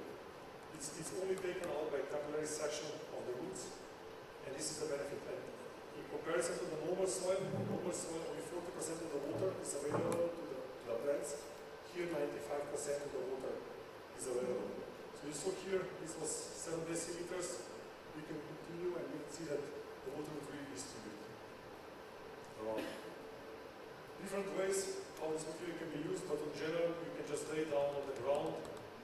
You roll these rolls, unroll these rolls, and put the, let's say, up to 15 centimeters of soil on top, and put some grass, put the grass on top, and you see that the plants are growing.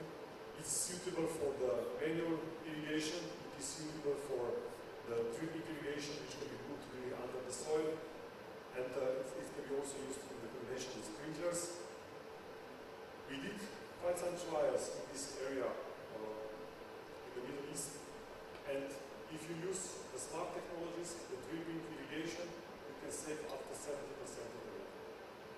If you do just classic way of irrigation by sprinklers and by those things, you save around 50%, and this is more or less what we can keep. The same material, just put in a little bit different format, can be used also for planting the trees and shrubs. You just mix it with the soil, just put in the planting pot, and this creates a kind of buffer for the water for the plants. So these are some studies we did. We did a case study in Kuwait, but maybe it's more interesting one is the latest one, which we just did monitoring here in Ajman. Maybe Yulia, can you tell us more a little bit what was coming from this latest study, what we have observed? We planted 2 plots at the same time with the same type of grass, both the same size. And under one of the plots, we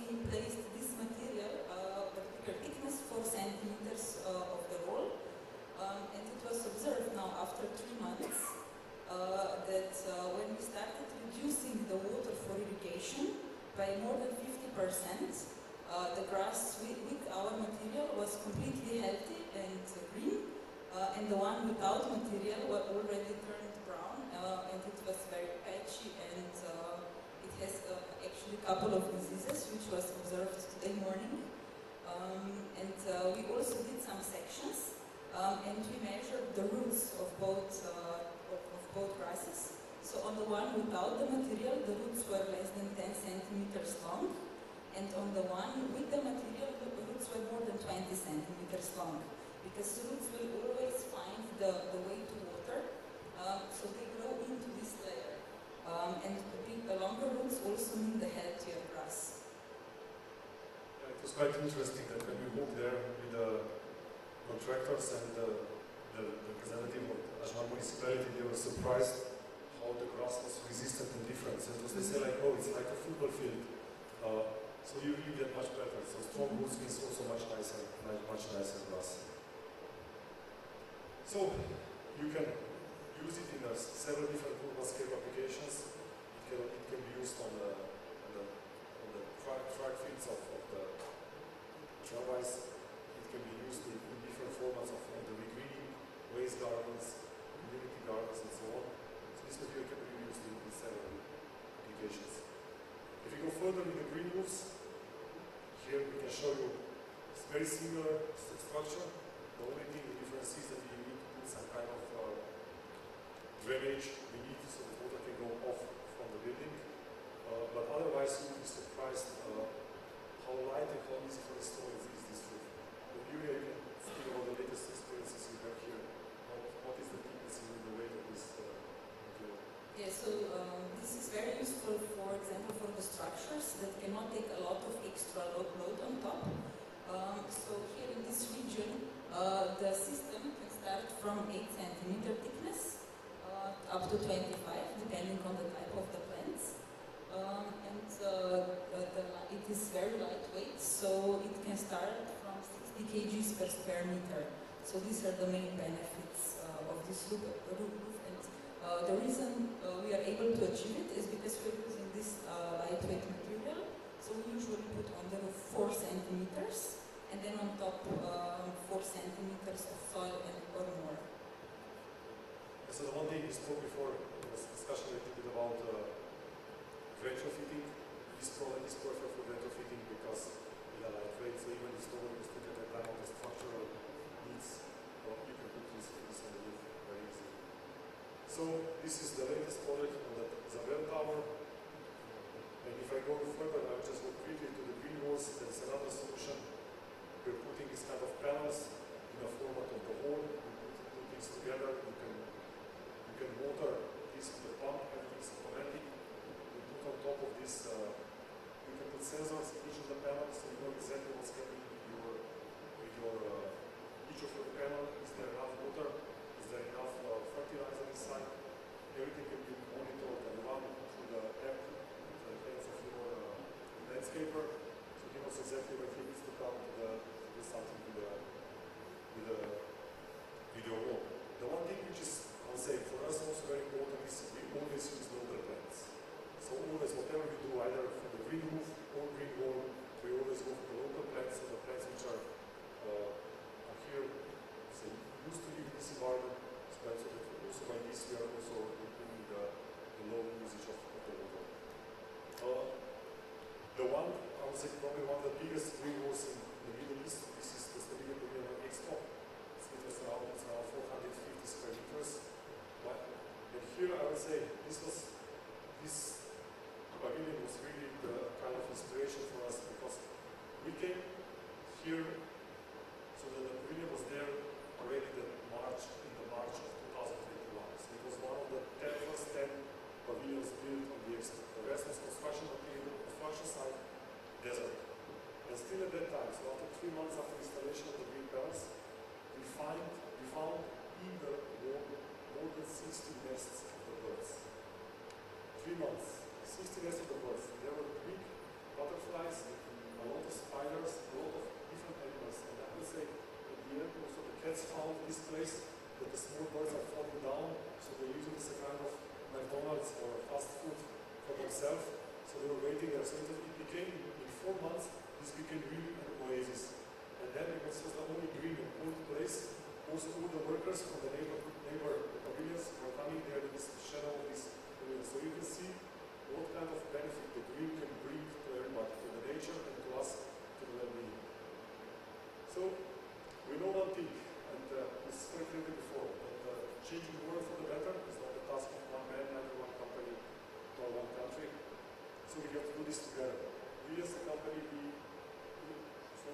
initiative leading to the Green Park.